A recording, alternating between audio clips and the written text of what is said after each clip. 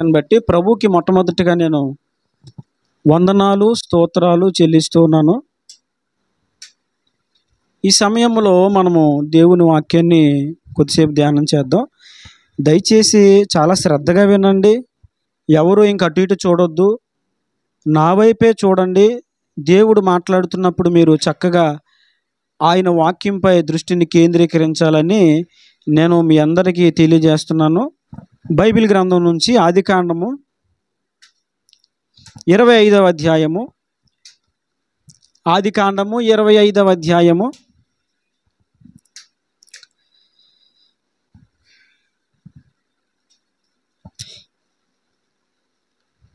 23వ వచనాన్ని చదవండి. రెండు జనములు నీ గర్భములో కలవు, రెండు జనపదములు నీ కడుపులో నుండి ప్రత్యేకముగా వచ్చును. ఒక జనపదము కంటే ఒక జనపదము బలిష్టమయుండును. పెద్దవాడు చిన్నవానికి దాసుడగును అనెను. దేవుడి వాక్యముల ద్వారా మనతో మాట్లాడును గాక. రిబ్కా గర్భవతిగా ఉన్నప్పుడు దేవుడు ఒక సంగతి తెలియజేస్తూ వచ్చారు. ఆ సంగతి ఏంటంటే, నీ గర్భములో రెండు జనపదములు ఉన్నాయి, అంటే కవలలు ఉన్నారు. ఒకటి కంటే ఇంకొకడు మించునోడు. ఒక జనపదము కంటే ఒక జనపదము బలిష్టమై ఉంటుంది. పెద్దవాడు చిన్నవానికి దాసుడిగా ఉంటాడు. పెద్దవాడు చిన్నవానికి, ఇది యాకోబును గూర్చినటువంటి ఒక ప్రణాళిక ముందుగానే దేవుడు యాకోబు తల్లి అయిన రెబ్కాకి తెలియజేస్తూ ఉన్నాడు. దేవుడు ముందుగానే దేవుడు తెలియజేశాడు, అమ్మా నీ గర్భములో రెండు జనపదములు ఉన్నాయి, ఒకటి కంటే ఇంకొకడు బలిష్ఠుడు. ఈ చిన్నవాడున్నాడే, చిన్నవాడు పెద్దవాడిని ఏల్తాడు. పెద్దవాడు ఈ చిన్నవాడికి దాసుడైపోతాడు. అంటే యాకోబు విషయంలో దేవుడు ముందుగానే తెలియజేశాడు తన ప్రణాళిక ఏంటో. చిన్నోడు యాకోబు ఉన్నాడు కదా, వీడు గొప్పవాడు అవుతాడు, పెద్దవాడి కంటే గొప్పవాడు అవుతాడు. అంటే పెద్దవాడు గొప్పవాడు అవడనా? ఆడు అవుతాడు. అంటే దేవుడు అందరి పట్ల ఒక పెద్ద ప్రణాళిక కలిగి ఉంటాడు, ఒక గొప్ప ప్రణాళిక కలిగి ఉంటాడు. మనమే ఏం చేస్తామో తెలుసా? దేవుని ప్రణాళికను మనమే తృణీకరించుకుంటాం. దేవుడు మన పట్ల కొన్ని పెద్ద ప్రణాళికలు కలిగి ఉంటే, దేవుడు మన పట్ల గొప్ప గొప్ప ఆలోచనలు కలిగి ఉంటే, మనమే చిన్నగా ఆలోచించుకుంటూ, మనమే మన జీవితాన్ని తృణీకరించుకుంటూ, మనమే మన భవిష్యత్తు గురించి కంగారు పడిపోతూ, మనమే మన సొంత ఆలోచనలు చేసుకుంటూ, మన పట్ల దేవునికి ఉన్న గొప్ప ప్రణాళికలు ఏవైతే ఉన్నాయో అవి మనమే చేజేతులారా వాటిని కోల్పోతూ ఉంటాం. యాకోబు పట్ల దేవుడు చాలా గొప్ప ప్రణాళిక కలిగి ఉన్నాడు. పెద్దోడు ఉన్నాడు చూసారా, ఆడికంటే మించున్నాడు వీడు, అంత గొప్పోడు అవుతాడు. ఇది దేవుని యొక్క ప్రణాళిక. యాకోబు విషయంలో, నీ విషయంలో కూడా దేవుడు గొప్ప ప్రణాళిక కలిగి ఉంటాడు. కానీ మనం ఏం చేస్తామో తెలుసా? ఏ రొబ్బ మీద కూర్చున్నామో ఆ రొబ్బనే కొట్టుకుంటారని అంటారు కదా, అలా చేసుకుంటాం మన జీవితాన్ని చాలాసార్లు. నువ్వు రొబ్బ మీద కూర్చున్నావు, కొడితే పక్క రొబ్బ కొట్టాలి. నువ్వు కూర్చున్నా కొమ్మ కొడితే ఎలా ఉంటుందండి? కూర్చున్న కొమ్మేడం కొట్టుకుంటాడా? మనం అలాగే చేసుకుంటాం. దేవుడు మన పట్ల గొప్ప ప్రణాళిక కలిగి ఉన్నాడు. కానీ మనమే దాన్ని చిన్న వయసులోనే లేదు యవ్వనములోనే, ఇంకా మన ఆయుష్ పూర్తి కాకముందే మన భవిష్యత్తుని దేవుడు మన పట్ల కలిగి ఉన్న ఆ ప్రణాళికను మనమే మన చేజేతులారా చిదిమేసుకుంటాం. దేవుడు ముందేం చెప్పాడు యాకోబు విషయంలో? అతని పట్ల నేను గొప్ప ప్రణాళిక కలిగి ఉన్నాను.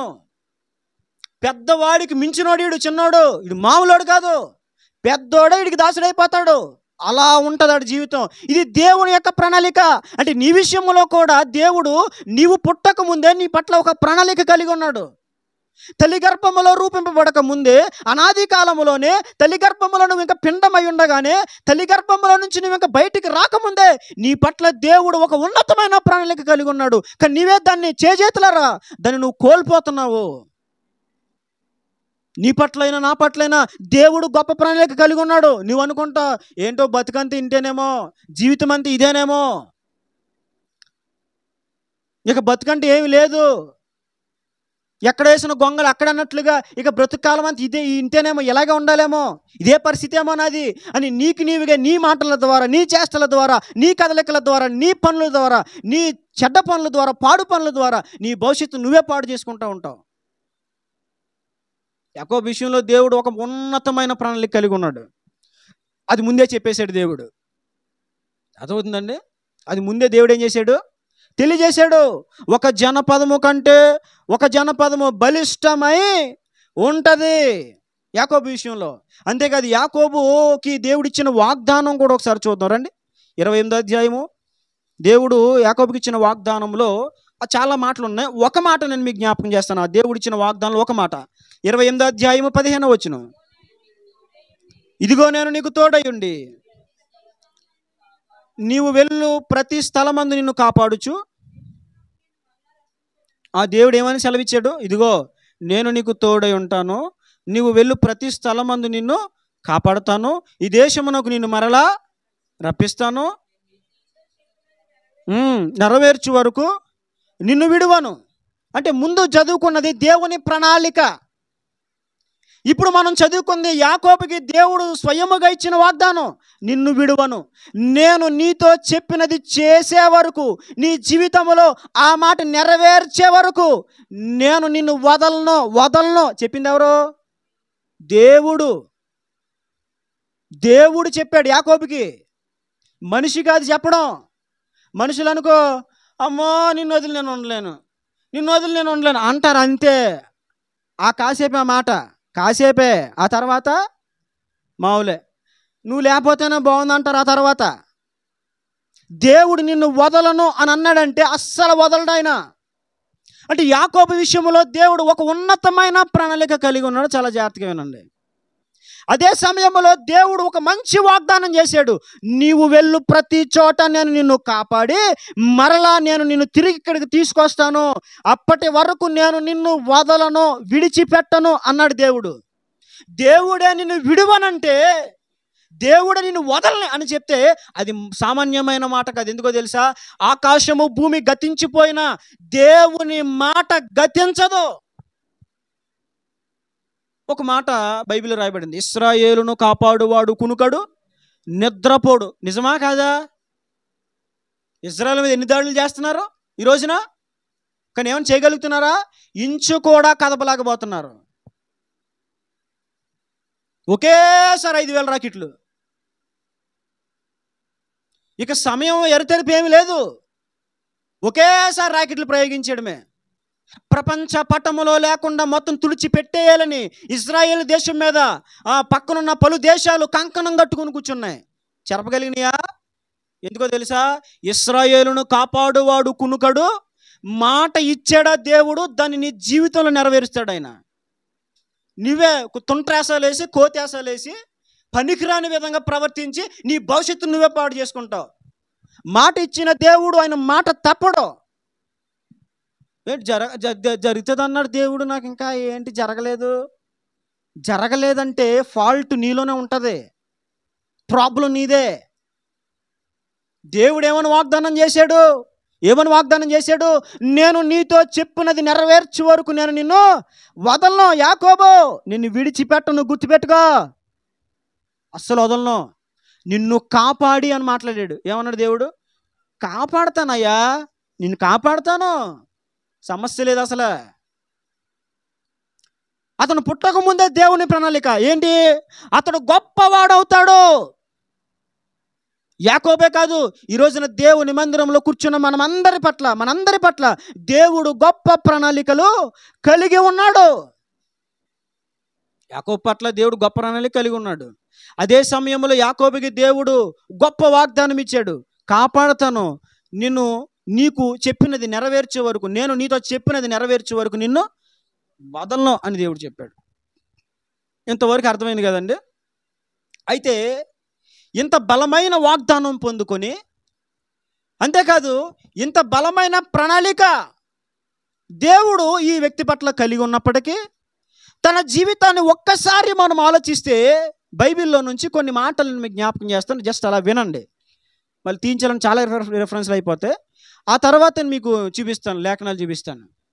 దేవుడు తన పట్ల ఎంత గొప్ప ప్రణాళిక కలిగి ఉన్నాడు. దేవుడు గొప్ప వాగ్దానం చేశాడు యాకోబుకి. అయితే తన జీవితాన్ని ఒక్కసారి తొంగి చూస్తే తన జీవితంలో అడుగడుగున అన్ని వ్యతిరేక పరిస్థితులే కనిపిస్తూ ఉంటాయి యాకోబు జీవితంలో. దేవుడు ఏమన్నాడు? పెద్దవాడే వీడికి దాసుడైపోతాడు. ఒక జనపదము కంటే ఒక జనపదము బలిష్టమై ఉంటుంది అని దేవుడు వాగ్దానం చేస్తే, యాకోబు జీవితాన్ని మనం గమనించినప్పుడు అతని జీవితం ఎలా ప్రారంభమైందో తెలుసా? కుటుంబంలో ఒక కొడుకుగా పెరిగినోడు ఈ రోజున మామగారి దగ్గర ఒక పనోడుగా మారిపోయాడు. దేవుడిచ్చిన వాగ్దానం ఏంటి?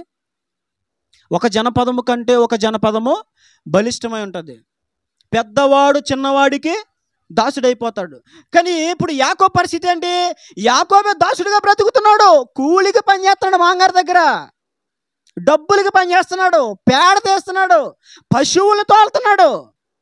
మాంగారు ఏది చెప్తే పని చేస్తున్నాడు, ఎక్కడ పెడితే అక్కడ ఉంటున్నాడు, సాకిరీ చేస్తున్నాడు. దేవునికి ఇచ్చిన వాగ్దానం ఏంటి? దేవునికి ఇచ్చిన వాగ్దానం ఏంటి? పెద్దవాడు చిన్నవాడికి దాసుడు అవుతాడు. అంటే ఈ చిన్నవాడే పెద్దవాడిగా ఉంటాడని, ఈ చిన్నవాడు అధికారిగా ఉంటాడని, ఈ చిన్నవాడే పైవాడిగా ఉంటాడు అనేది దేవుడిచ్చిన వాగ్దానం, ఆయన ప్రణాళిక. అయితే తన జీవితాన్ని చూస్తే తన జీవితం ఎలా ప్రారంభమైందో తెలుసా? ఒక దాసుడిగా ప్రారంభమైంది. ఈ రోజున పనోడుగా స్టార్ట్ అయ్యాడు. ఇప్పుడు దేవుడు నీకు ఇచ్చిన వాగ్దానం ఏంటి? కానీ నీ జీవితంలో జరుగుతుందేంటి? అలాగా దాసుడుగా తన జీవితం ప్రారంభమైంది. అలాగా తన జీవితాన్ని ఇంకా మనం గమనిస్తూ ఉంటే సరే ఏదో పని చేసుకుంటున్న సమయంలో ఏదో కష్టపడుతున్నాడు. అయితే జరిగిందంటే తెలుసా? మాంగారు 10 సార్లు జీతం మార్చేశాడు. ఈయనే గొప్పోడుగా ఉంటాడు, పైనోడుగా ఉంటాడని దాసుడైపోయాడు. ఇతనే పెద్దవాడిగా ఉంటాడనంటే ఎంత సంపాదించినా జీతం మారిపోతుంది. ఒక స్థిరమైన రాబడి లేదు, ఒక స్థిరమైన సంపాదన లేదు. ఎంత సంపాదించినా చిల్లు సంచులో వేసినట్లుగా ఎంత సంపాదించినా ఏమి మిగలట్లేదు. అంటే పొందుకున్న వాగ్దానానికి, దేవుడు అతని పట్ల కలిగి ఉన్న ప్రణాళికకు అంత వ్యతిరేకంగానే తన జీవితం నడుస్తూ ఉంది యాకోబు జీవితం. అంతేకాదు, సరే ఏదో మాంగారు ఇలా చేశాడు, పోనీలే జీతం ఇలా చేస్తున్నాడంటే అని అనుకుంటున్నాడు. అయ్యా మరి నాకు ఈ అమ్మాయి నాకు నచ్చిన మరి పెళ్లి చేస్తాను, నీకు ఎందుకు నేను చేస్తాను కదా, నేను చేస్తాను కదా అన్నాడు. సరే మరి ఏంటి, మరి నేను కొలువు చేశాను కదా, మరి పెళ్ళెత్తావా? రైట్. ఆ పెళ్ళి ఎప్పుడు? రాత్రి. ఎప్పుడు? రాత్రి. కూర్చోండి, వాయించండి, డప్పులలో వాయించండి, పోదండి, వాయింతారు కదా, వాయించేటప్పుడు కొట్టండి. డబ్బులు కొట్టేశారు. పాప ఈయన గారు రాత్రి భార్యను తీసుకుని వెళ్ళిపోయాడు.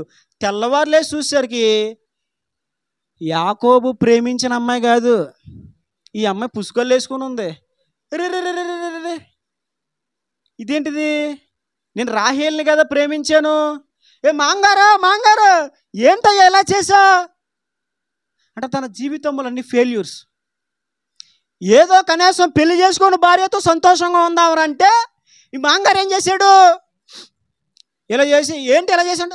ఏంటి నువ్వు చిన్న కూతురు ఇస్తాను, పెద్ద కూతురు ఇచ్చాడు. మరి మా దేశం మర్యాద ఇదే. ఇంకొక 7 సంవత్సరాలు చేస్తే చిన్నపిల్లనిచ్చి నీకు చచ్చాను రా బాబు అనుకుంటా మళ్ళీ మొదలెట్టాడు. సరే ఏదో విధంగా మళ్ళీ తర్వాత రాహేల్ ఇచ్చి పెళ్లి చేశాడు, కొలువు చేస్తా ఉన్నాడు, పిల్లలు పుట్టారు ఈలోపు. మొత్తానికి అలా ప్రయాణం చేసుకుంటూ మామగారి దగ్గర నుంచి పోతున్నాను రా బాబా అని చెప్పి ఒక చోటకు వచ్చి అక్కడ చోటలో కాపురం ఉంటా ఉంటే ఈలోపు జరిగిందేంటి? షెకెము కుమారుడైన హామోరు కుమారుడైన హామోరు కుమారుడైనటువంటి షెకెము తన కుమార్తెను దీనను బాడు చేశాడు. కుటుంబంలో పరిస్థితులు అంత బాగలేదు. గొప్పవాడిగా ఉంటాడని దేవుడు చెప్తే ఇక్కడే మాంగారు ఎప్పటి వరకు నిష్ఠూర పెట్టాడు. జీతం 10 సార్లు మార్చేశాడు. ఆ పిల్లనిస్తానని చెప్పేసి ఈ పిల్లనిచ్చాడు. మళ్ళీ ఆ పిల్ల కోసం 7 సంవత్సరాలు చేయమన్నాడు. పోనేరా బాబా చేసి ఏదో పిల్లల్ని కనుక్కుంటే ఒక పిల్లని ఆడేవడో పాడు చేసేసాడు. ఒకరోజు జరిగింది ఏంటంటే, ఇలాగా అలా కూతుర్ని పాడు చేసేసారని అన్నదమ్ములు తెలిస్తే ఏం చేశారు, వెళ్ళిపోయి పాడు చేసిన ఆ సంతానంలో ఉన్న పురుషులందరూ నాలు చంపేశారు. యాకోబు కుమారులు ఏలేమో నరహంతకులుగా తయారైపోయారు. బతుకు దేవుడా అనుకుంటాలా జీవనం కొనసాగిస్తూ ఉన్నాడు. ఈ క్రమంలోనే, ఈ ప్రయాణ క్రమంలోనే ప్రేమించి ప్రేమించి కొలువు చేసి పెళ్లి చేసుకున్నాడు కదా, ఆవిడ ప్రయాణంలో చచ్చిపోయింది. యాకోబు జీవితాన్ని తొంగి చూస్తే దేవుడు ఒక జనపదము కంటే ఇంకొక జనపదము బలిష్టముగా ఉంటుంది. పెద్దవాడు చిన్నవాడికి దాసుడైపోతాడు, చిన్నవాడు బాగుంటాడు, ఆడు గొప్పడు, వాడి పట్ల నేను కలిగి ఉన్న ప్రణాళిక చాలా గొప్పది అని దేవుడు మాట్లాడుతూ ఉంటే, యాకోబు కుటుంబంలో జరుగుతున్న పరిస్థితులు ఇవి. కొడుకులు నరహంతకులుగా మారిపోయారు, కుమార్తె ఏమో చెరపబడింది, భార్య చచ్చిపోయింది, జీతం సరిగ్గా లేదు, కుటుంబంలో నెమ్మది లేదు. దేవుడేమో గొప్పగా ఉంటామని చెప్పాడు. చెప్పిన దేవుని మాట తప్ప, వాగ్దానం ఇచ్చిన దేవుడు దాన్ని నెరవేర్చలేని చేతగాని వాడా? మాట ఇచ్చిన దేవుడు ఒకవేళ సైడ్ అయిపోయాడా? మాట ఇచ్చిన దేవుడు పారిపోయాడా? కాదు. నీ పట్ల దేవుడు గొప్ప ప్రణాళిక కలిగి ఉంటాడు, నీ పట్ల దేవుడు గొప్ప ఉద్దేశమే కలిగి ఉంటాడు. చెప్తున్నాను, బాగా గుర్తుపెట్టుకో. ఆ ప్రణాళిక నీ జీవితంలో నెరవేరకపోవడానికి కారణం నువ్వే దానికి కారణం. మరెవ్వరో కాదు, నీవే కారణం. ఎందుకో తెలుసా? కొన్ని విషయాలు నేను యాకోబు జీవితంలో నుంచి మధ్యాహ్నం మీకు జ్ఞాపకం చేస్తాను. చూడండి, ఆదికాండం 27వ అధ్యాయము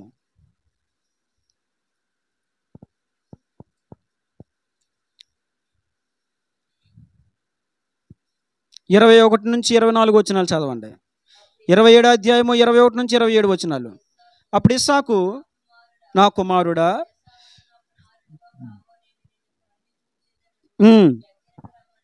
దగ్గరికి రా బాబా,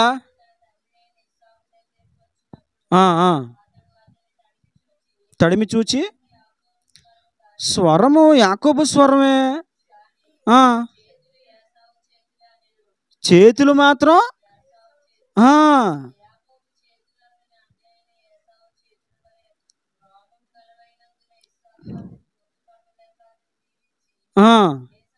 ఏశావు నా కుమారుడు నీవేనా అని అడుగగా, యాకోబు నేనే అనేను. చూడండి, 21వ వచనంలో గమనించినప్పుడు, నా కుమారుడా, నీవు ఏశావు నా కుమారుడు కావు అని నేను తడివి చూచేతను దగ్గరికి రమ్మని చెప్పాను. నువ్వు అసలు నా పెద్ద కొడుకువో కాదో ఒకసారి తడుముతాను రాయ్యా. ఇస్సాకు అప్పటికి చనిపోయే సమయంలో ఉన్నాడు. ఇస్సాకు చనిపోయే సమయంలో పెద్ద కుమారుడిని దీవించాలనుకున్నాడు. పెద్ద కుమారుడేమో రోమములు కలిగిన వాడు, చిన్న కుమారుడైనటువంటి యాకోబేమో నున్నని వాడు, చేతులు సాఫ్ట్గా ఉంటాయి, వాడికేమో రోమాలు ఉంటాయి. సో ఆయనకి అప్పటికి మంద దృష్టి కలిగింది. తండ్రికి కనబడక, నిజంగా వచ్చింది పెద్ద కొడుకో కాదు, ఒకసారి ఇలా రా, నువ్వు పెద్ద కొడుకువో కాదు, చూస్తాను రా నాయన, దగ్గరికి రా అని ఇలా తడుముతూ ఉంటే అప్పటికి రోమాలు కప్పేసింది కదా తల్లి. నువ్వు చేతులు చూస్తే ఏశావు చేతులే, స్వరం మాత్రం యాకోబుదే. నువ్వు ఏశావేనా నాయనా, కొడుకా ఏశావేనా? నేను ఏశావునే. కొంతమంది వాయిస్లు మార్చి మాట్లాడుతూ ఉంటారు. ఒక ఆయన నాకు చెప్పాడు, ఈయనంటే అమ్మాయిలాగా మాట్లాడి బ్యాలెన్స్ రీఛార్జ్లు చేయించుకునేవాడంట. ఆయన ఆడపిల్లలాగా మాట్లాడి, హలో ఎవరు, నేను బాను, ఇలా ఆడ వాయిస్లో మాట్లాడేసి నాకు బ్యాలెన్స్ రీఛార్జ్ చేయవా అంటే, ఆ పక్కన ఆడో కరువాడు కొత్త బిచ్చగాడికి పొద్దురగదని ఇక అమ్మాయి దొరికిందంటే ఇక ఆగడు కదా. కొంచెం ఆడవాళ్ళ వాయిస్ వినబడేసరికి ఇంకా ఆగరు జనాలు.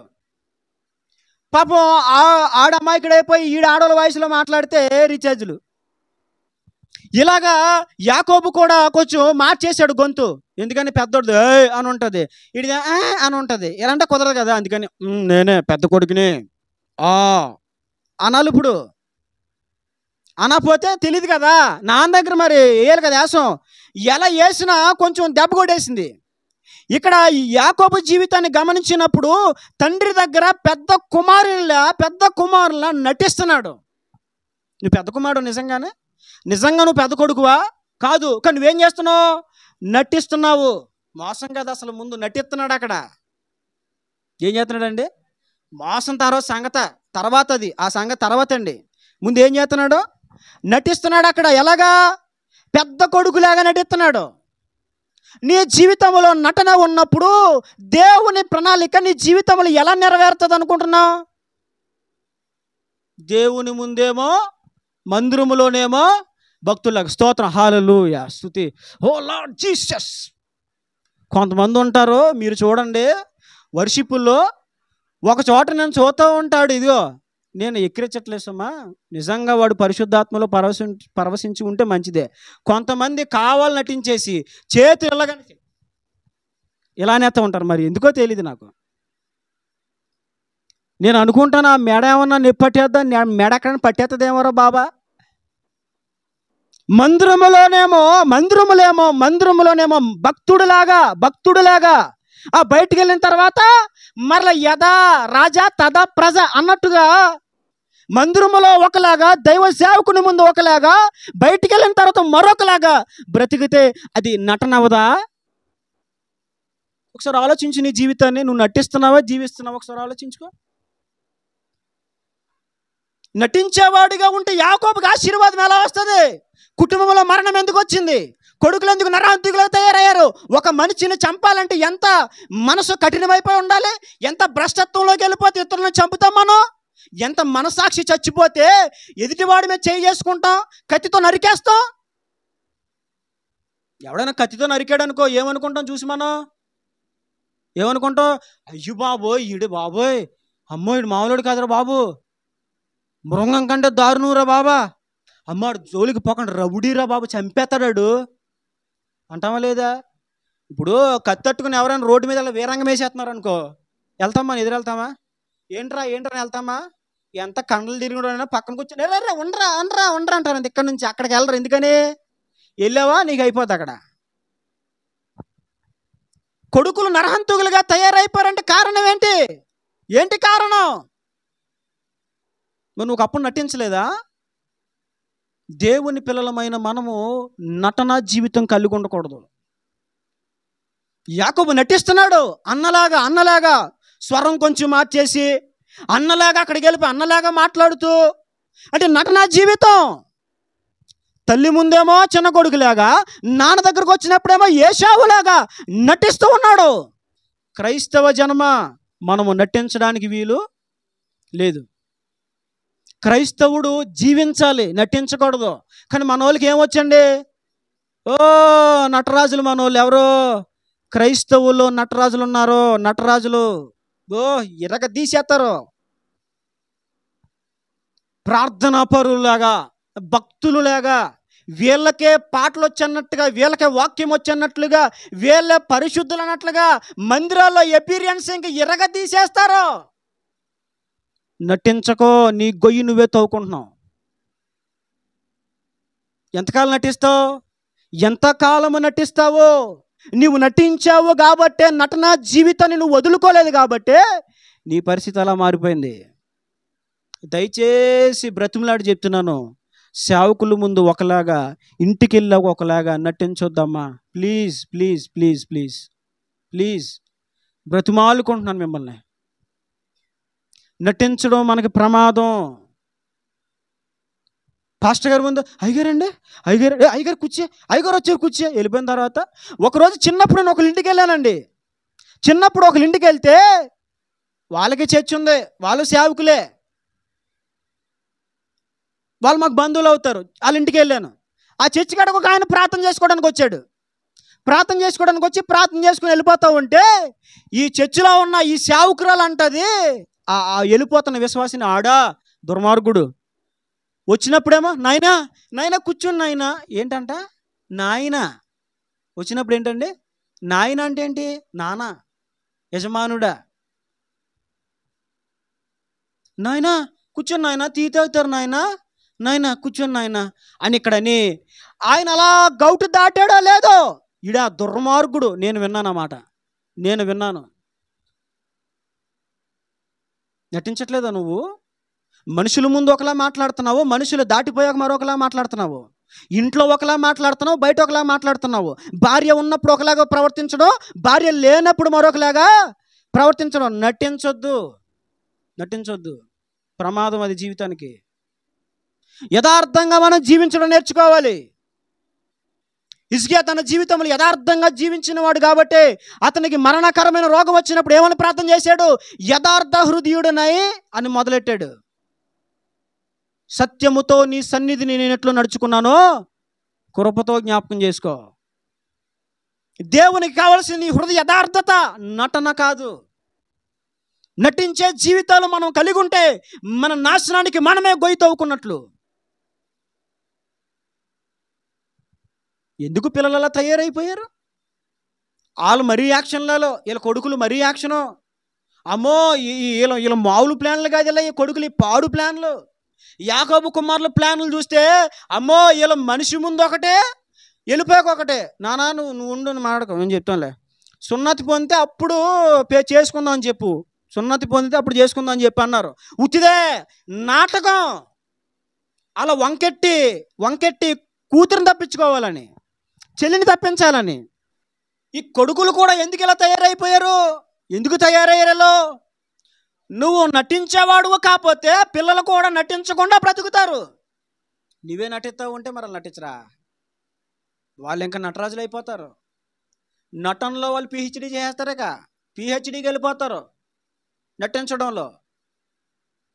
తన జీవితంలో నటించే ఆ ప్రవర్తన పోలేదు. ఇంట్లో తల్లి దగ్గర యాకోబులాగా, నాన్న దగ్గరకు వచ్చాక నేను ఏషావుని అంటున్నాడు. నటించే జీవితం ద్వారా ప్రయోజనం ఉంటుందా? నటిస్తూ బ్రతికాడు, ప్రయోజనం ఉంటుందా? అంతేకాదు, నువ్వు నిజంగా నా కొడుకు పెద్ద కొడుకువేనా ఏసావేనా నాయనా, రే కొడుకా పెద్ద కొడుకువేనా ఏసావేనా అంటే అవును అవును అవును అంటున్నాడు. నటించడమే కాదు, అక్కడ అబద్ధం మాట్లాడుతున్నాడు. నువ్వు నిజంగా వేసావా? నువ్వు నిజంగా వేసావా?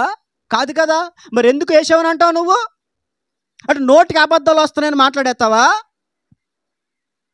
తప్పించుకుందామని అబద్ధాలు మాట్లాడేస్తావా? క్రైస్తవులు ఈ రోజున మంచినీళ్ళు తాగినట్టుగా మాట్లాడుతున్నారు అబద్ధాలు. అవలేలగా మంచినీళ్ళు ఎలా తాగుతామో ఆ రీతిగా అబద్ధాలు మాట్లాడుతున్నారు. బైబిల్ ఏం చెప్తుందో తెలుసా? ఏ అబద్ధము సత్య సంబంధమైనది కాదు. తీర్పులో ప్రతి మాటకి దేవుడు నిన్ను లెక్క అడుగుతాడు. ఇవేదో అనుకుంటున్నావు, తీర్పులో దేవుడిని లెక్క అడుగుతాడు. కొంతమంది ఎందుకు అంత గట్టిగా చెప్పేస్తున్నావు అంటున్నారు. మా ఫ్రెండ్ ఒకడు కువైట్లో ఉన్నాడు, వాడు మరి వింటాడేమో ఈ లైవ్, వింటే ఆడ అర్థం చేసుకుంటాడు. నాతో చదువుకున్నాడు కాబట్టి అర్థం చేసుకుంటాడు. ఆడోసారి ఫోన్ చేసినప్పుడు నీ మెసేజ్లు వింటున్నాను పాలు, నీ మెసేజ్లు వింటున్నాను. అయితే ఒక చిన్న మాట ఏమనుకోవద్దు, నువ్వు అంత కోపంగా ఎందుకు చెప్తున్నావు అని అంటున్నాడు నన్ను.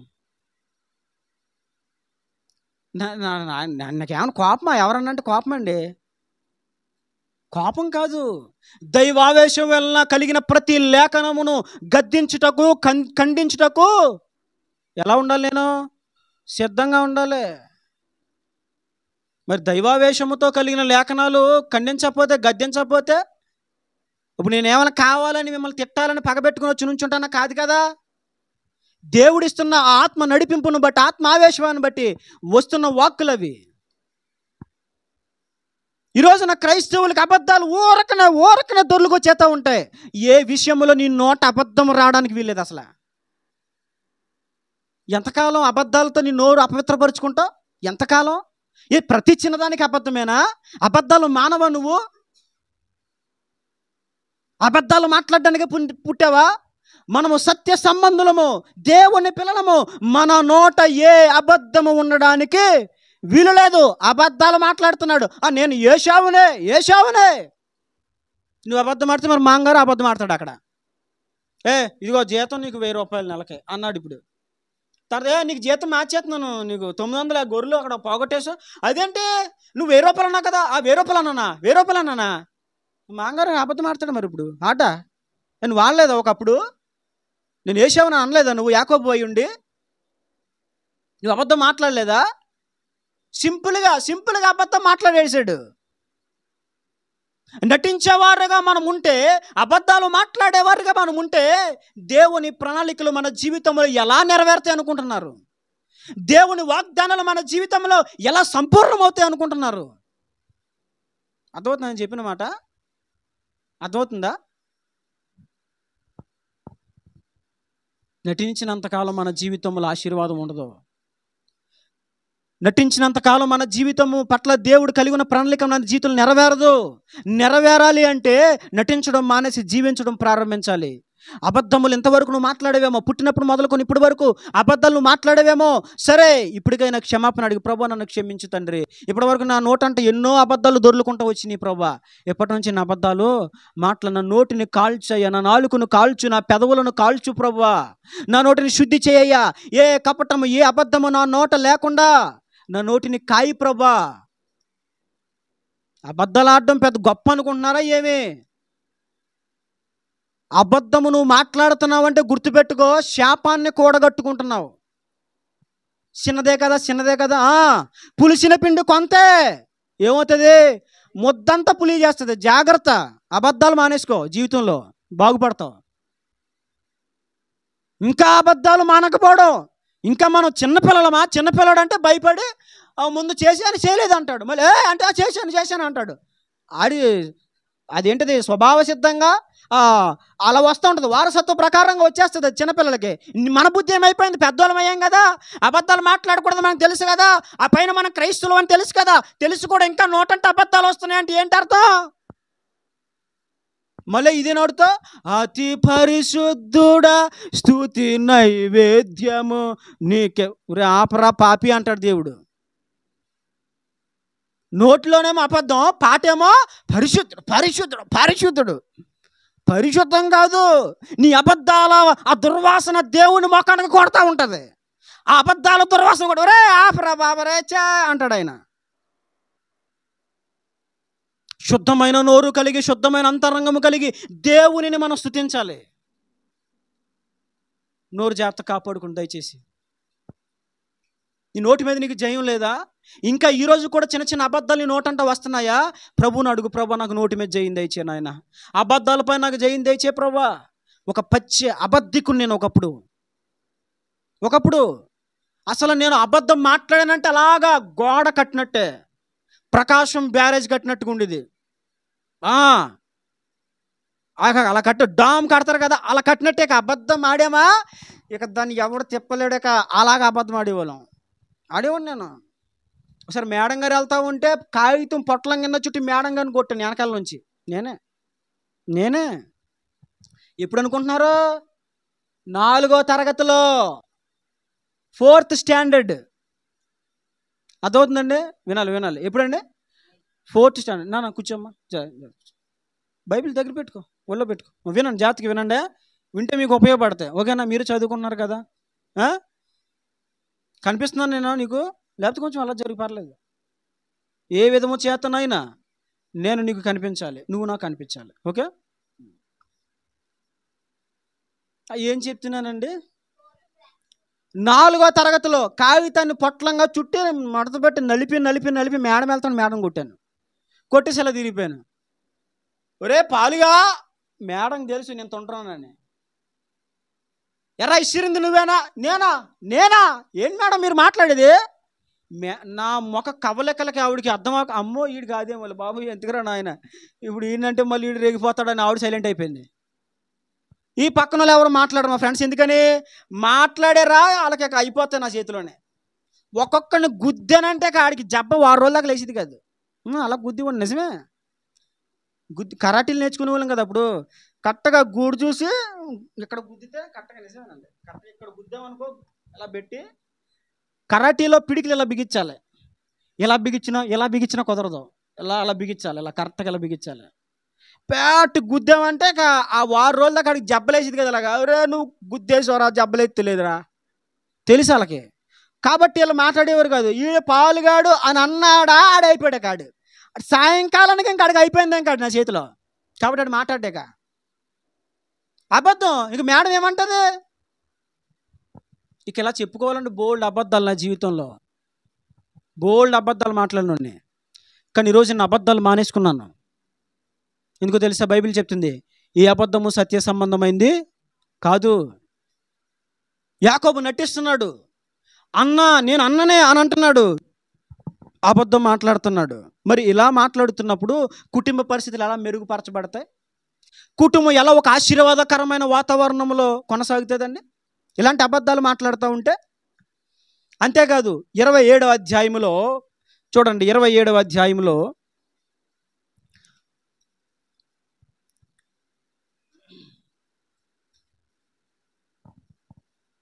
36వ వచనము. ఏశావు అంటున్నాడు, యాకోబు అను పేరు అతనికి సరిగానే చెల్లినది, అతడు ఈ 2 మార్లు నన్ను మోసపుచ్చేశాడు.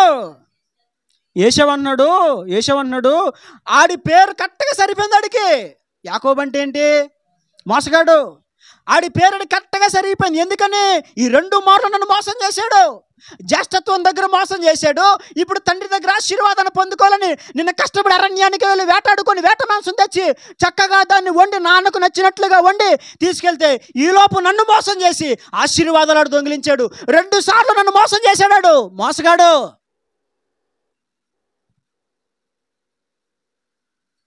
తన జీవితములో నటించే స్వభావము, తన జీవితములో అబద్ధములు మాట్లాడే బుద్ధి, తన జీవితంలో ఇతరులను మోసం చేసే స్వభావము.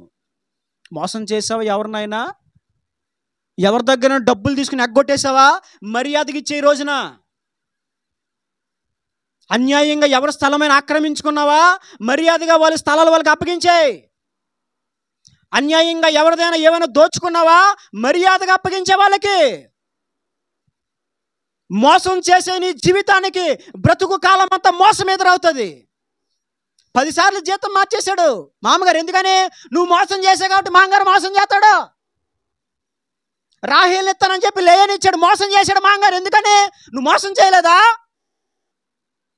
నువ్వు మోసం చేసావు కదా, నువ్వు మోసగాడివి కదా. నువ్వు మోసగాడు అయినప్పుడు మరి నీకే మోసం ఎదురవుతుంది. మోసగాడిగా బ్రతకడానికి వీలు లేదు. చెప్తున్నాను, నువ్వు ఎవరికి మోసం చేసావు, ఎవరికి అన్యాయం చేసావో, ఎవరిని దోచుకున్నావో, ఆర్థికంగానైనా భౌతికంగానైనా నువ్వు ఎవరిని దోచుకున్నావో దయచేసి అక్కడికి వెళ్ళి క్షమాపణలు చెప్పు. నువ్వేదైతే దోచేసుకున్నావో, ఏదైతే లాగేసుకున్నావో, ఏదైతే ఆక్రమించుకున్నావో, ఏదైతే మింగేసావో మర్యాదగా తిరిగి తీసుకెళ్ళి వాళ్ళకి అప్పగించేయి. అందుకే నీ జీవితంలో మోసాలు జరుగుతున్నాయి. ఏంటోనండి, అందరూ నన్ను మోసగించేస్తున్నారండి, ప్రతి చోట నాకు మోసం ఎదురవుతుంది. మరి మోసం ఎదురవుదా? పక్కన వాళ్ళకి మోసం చేస్తే నీకు మోసం ఎదురవుదా? రాహేలు చేయమంటే లేయని ఎందుకు చేశాడు? నువ్వు మోసం చేశావు కదా, మరి అందుకే నీ మోసం నీకు ఎదురైంది. జీతం ఇలా ఇస్తానని చెప్పి 10 సార్లు మార్చేశాడు మంగడే. ఎందుకు? 2 సార్లు మోసం చేయలేదా అననే? జాగ్రత్త, నువ్వు 2 సార్లే మోసం చేయొచ్చు, 10 సార్లు మోసపోతావు. ఒకసారి నువ్వు మోసం చేయొచ్చు, 2 సార్లు నువ్వు మోసపోతావు. మోసం చేసేవారికి మోసమే ఎదురవుతుంది. తన జీవితంలో నటించే స్వభావం, అబద్ధములు మాట్లాడే స్వభావము, అంతేకాదు మోసగించే స్వభావము. తల్లి చెప్పింది కాబట్టి చేసిందండి. తల్లి చెప్తే చేసేస్తారండి? తల్లి చెప్తే చేసేస్తారా? తల్లిదండ్రులైనా బాగా వినాలి, గుర్తుపెట్టుకోవాలి. తల్లిదండ్రులైనా చెడు చెప్పినప్పుడు వినొద్దు. మంచి చెప్తే వినండి. అదవుతుందా? తల్లిదండ్రులైనా ఏం చెప్తే వినాలి? నీ జీవితానికి క్షేమకరమైనది, నీ ఆత్మీయ జీవితానికి క్షేమకరమైనది, నీకు మేలు చేసేది, నీకు లాభాన్ని కలిగించేది, నీకు ప్రమాదము తీసుకురానిది ఏదైతే చెప్తారో తల్లిదండ్రులు అది విను. మా అమ్మగారు చిన్నప్పుడు చెప్తూ ఉండేవారు. నిజంగా జరిగిందో లేదో నాకు తెలియదు, నిజంగా జరిగే ఉంటుంది. చిన్నప్పుడు కొడుకు అలా అలా ఆడుకుంటా తిరుగుతూ ఎవరు ఉప్పు ఆరబెడితే ఉప్పు ఎత్తుకొచ్చాడంటండి. అమ్మ చూసి నా కొడుకు ఎంత మంచి కొడుకురా నువ్వు అన్నదంట. నా కొడుక, అబ్బా కొడుకు అంటే నువ్వు కొడుకు అంటే, ఉప్పు లేని సమయంలో ఉప్పు తెచ్చావు, నువ్వు కొడుకు అంటే. వీడికి ఏమైంది? ఇప్పుడు ఉద్యోగం వచ్చింది, అంతే కదా. ప్రోత్సహిస్తే ఏమొస్తుందండి? ఉద్యోగం వస్తుంది. ఇంకో శామిల గారు కాంగు కొట్టారు. అబ్బా కొట్టారని అనేసరికి మళ్ళీ వచ్చి వారం ఎలా కొడదాం అనుకుంటాడు ఆయన. అంతేగా, ఏంటి ఆ కొట్టుడు ఏంటండి అన్నాం అనుకో, ఇక వచ్చి వారం కూడా డౌట్గానే టింగు టింగు టింగు టింగు టంగు టింగు. చిన్నప్పుడు నేను నేను నేను వాళ్ళ కూర్చో, మా అన్నయ్య మా పెద్దని, నువ్వు వాళ్ళ కూర్చో నేను నడుపుతాను కారు, నువ్వు కంగారు పడకు, నువ్వు వాళ్ళ కూర్చో నేను నడుపుతానని తీసివ్వండి. గేరేగా అలా తిప్పలేదు, కంగారు వచ్చేసింది నాకు. నువ్వు ఆగో, నేను నడుపుతాను, ఎందుకని నేను వాళ్ళగా రే అలా వెళ్ళిపోతాను అటు వెళ్ళిపో బండిరా, నేను చూసుకునేవాడిని అంటే ఆయన జాగ్రత్త కోసం. ఏమన్నా బాగా నడుపుతున్నా కానీ కొంచెం ఇలా ఉండాలిరా అంటే కొంచెం బాగా నడుపుతున్నాను అంటలే అని అంటే అయ్య బాబాయ్. ఇక మా అన్నయ్య కారులో ఉన్నాడు అనుకో, ఏమంటాడో ఏంటో తెలీదు, ఎప్పుడు అరుస్తాడో తెలీదు, అదవుతుంది ఏమంటాడో తెలీదు, భయం. ఇంకా మా అన్నయ్య ఉన్నాడా ఎప్పుడు భయమే నాకు. అమ్మో సరిగ్గా నడపలేదా ఏదో అంటాడరా బాబు, అరుస్తాడురా బాబు, అదవుతుందా అంటే కొంచెం ప్రోత్సహిస్తే ఏమవుతుంది, బలం వచ్చేస్తుంది. అలాగా పెద్ద గజితంగా అయిపోయాడు అంటండి. ఇప్పుడు ఎక్కడికి వెళ్ళిపోయాడు, జైలుకి వెళ్ళిపోవడమే కాదు, ఉరి శిక్ష ఖరారు అయిపోయింది. అప్పుడు గుర్తెచ్చుకున్నాడు.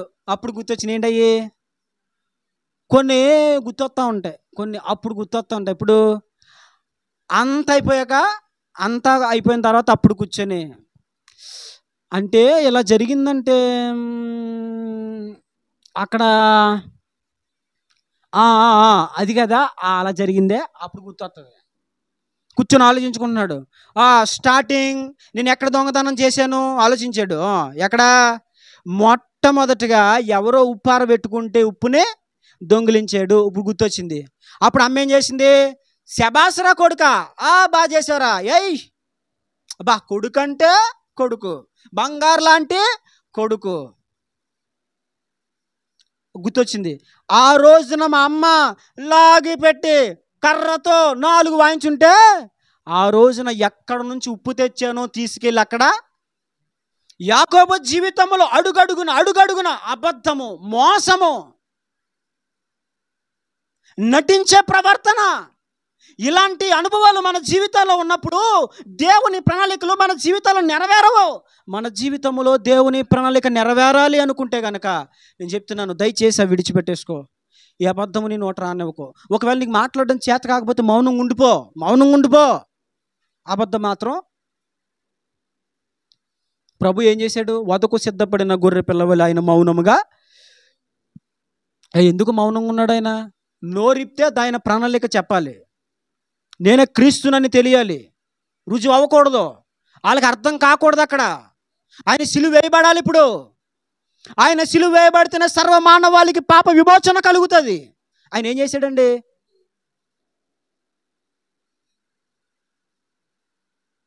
నీకు నిజం మాట్లాడడం చేత కాకపోయినప్పుడు నోరు మూసుకుని ఉండిపో, మౌనం ఉండిపో, అబద్ధం మాత్రం రానివ్వద్దు. ఇవే పులిసిన పిండి ఎలా అయితే కొంచెముగా ఉండి ముద్దంటని పులి చేస్తాయో, ఈ చిన్న అవిధేయతలే మన జీవితాన్ని పతన మార్గంలోకి నడిపిస్తూ ఉంటాయి. గొప్ప ప్రణాళికలు నీ పట్ల దేవుడు కలిగి ఉంటే, ఈ చిన్న అవిధేయతలే ఆ ప్రణాళిక శిఖరాలకు చేరకుండా నిన్ను అడ్డుకుంటూ ఉంటాయి. తెచ్చి వదులుకుంటావా, వాటిని విడిచిపెట్టుకుంటావా? వాటిని వదిలేసుకోగలిగితే, వాటిని నువ్వు చేదరించుకోగలిగితే, వాటిని ఉపేక్షించగలిగితే, వాటిని తృణీకరించగలిగితే, వాటిని అసహించుకోగలిగితే, నీ పట్ల దేవుడు ఏ గొప్ప ప్రణాళికలు కలిగి ఉన్నాడో ఆ ప్రణాళికలు నీ జీవితంలో నెరవేరుతాయి. దేవునికి మహిమ కలుగును గాక. నీ పట్ల దేవుడు గొప్ప ప్రణాళిక కలిగి ఉన్నాడు, నీ పట్ల గొప్ప ఆలోచన కలిగి ఉన్నాడు, గొప్ప వాగ్దానములు దేవుడు నీ జీవితంలో నీకు అనుగ్రహించాడు. కానీ ఆ వాగ్దానాల నెరవేర్పులోనికి నువ్వు వెళ్ళలేకపోతున్నావు. కారణం నీవే. ఒక జనపదము కంటే ఒక జనపదము బలిష్టమై ఉంటుంది. పెద్దవాడు చిన్నవాడికి దాసుడవుతాడు అని వాక్యం చెప్తా ఉంటే, దేవుని ప్రణాళిక ఘోషిస్తూ ఉంటే, వారు గర్భంలో ఉండగానే దేవుడు తన వాగ్దానము, తన ప్రణాళిక తెలియజేస్తే, ఈ రోజున అక్కడ ఏం చేస్తున్నాడు? పేడలు తీస్తున్నాడు, అక్కడ పశువులు కాసుకుంటున్నాడు, జీతానికి చేస్తున్నాడు. ఇంటి దగ్గర జీతానికి చేయడం ఎరుగుదుడా? అబ్బా ఉన్నతంగా పెరిగినోడండి. ఇస్సాకు కుమారుడు అంటే మామూలు విషయమా? అబ్రహాము బహుధనవంతుడు, తన కుమారుడు ఇస్సాకు బహుధనవంతుడు.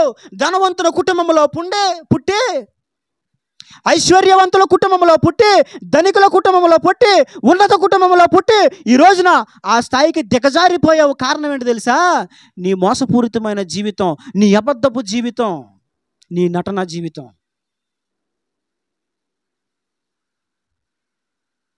దయచేసి వాటిని మనం విడిచిపెట్టేసుకోవాలి. ఎప్పుడైతే మనం వాటిని విడిచిపెట్టేసుకుంటామో దేవుని ప్రణాళికల శిఖరాలకు మనం చేరిపోతాం. బాగా ఆలోచించు, గుర్తుపెట్టుకో. నేను చెప్తున్నాను, దేవుని పక్షంగా, దేవుని మూలంగా నేను పలుకుతున్నాను. నీ పట్ల దేవుడు ఒక ఉన్నతమైన ప్రణాళిక కలిగి ఉన్నాడు. నీ పట్ల దేవుడు ఒక ఉన్నతమైన ఉద్దేశం కలిగి ఉన్నాడు. భయపడకో.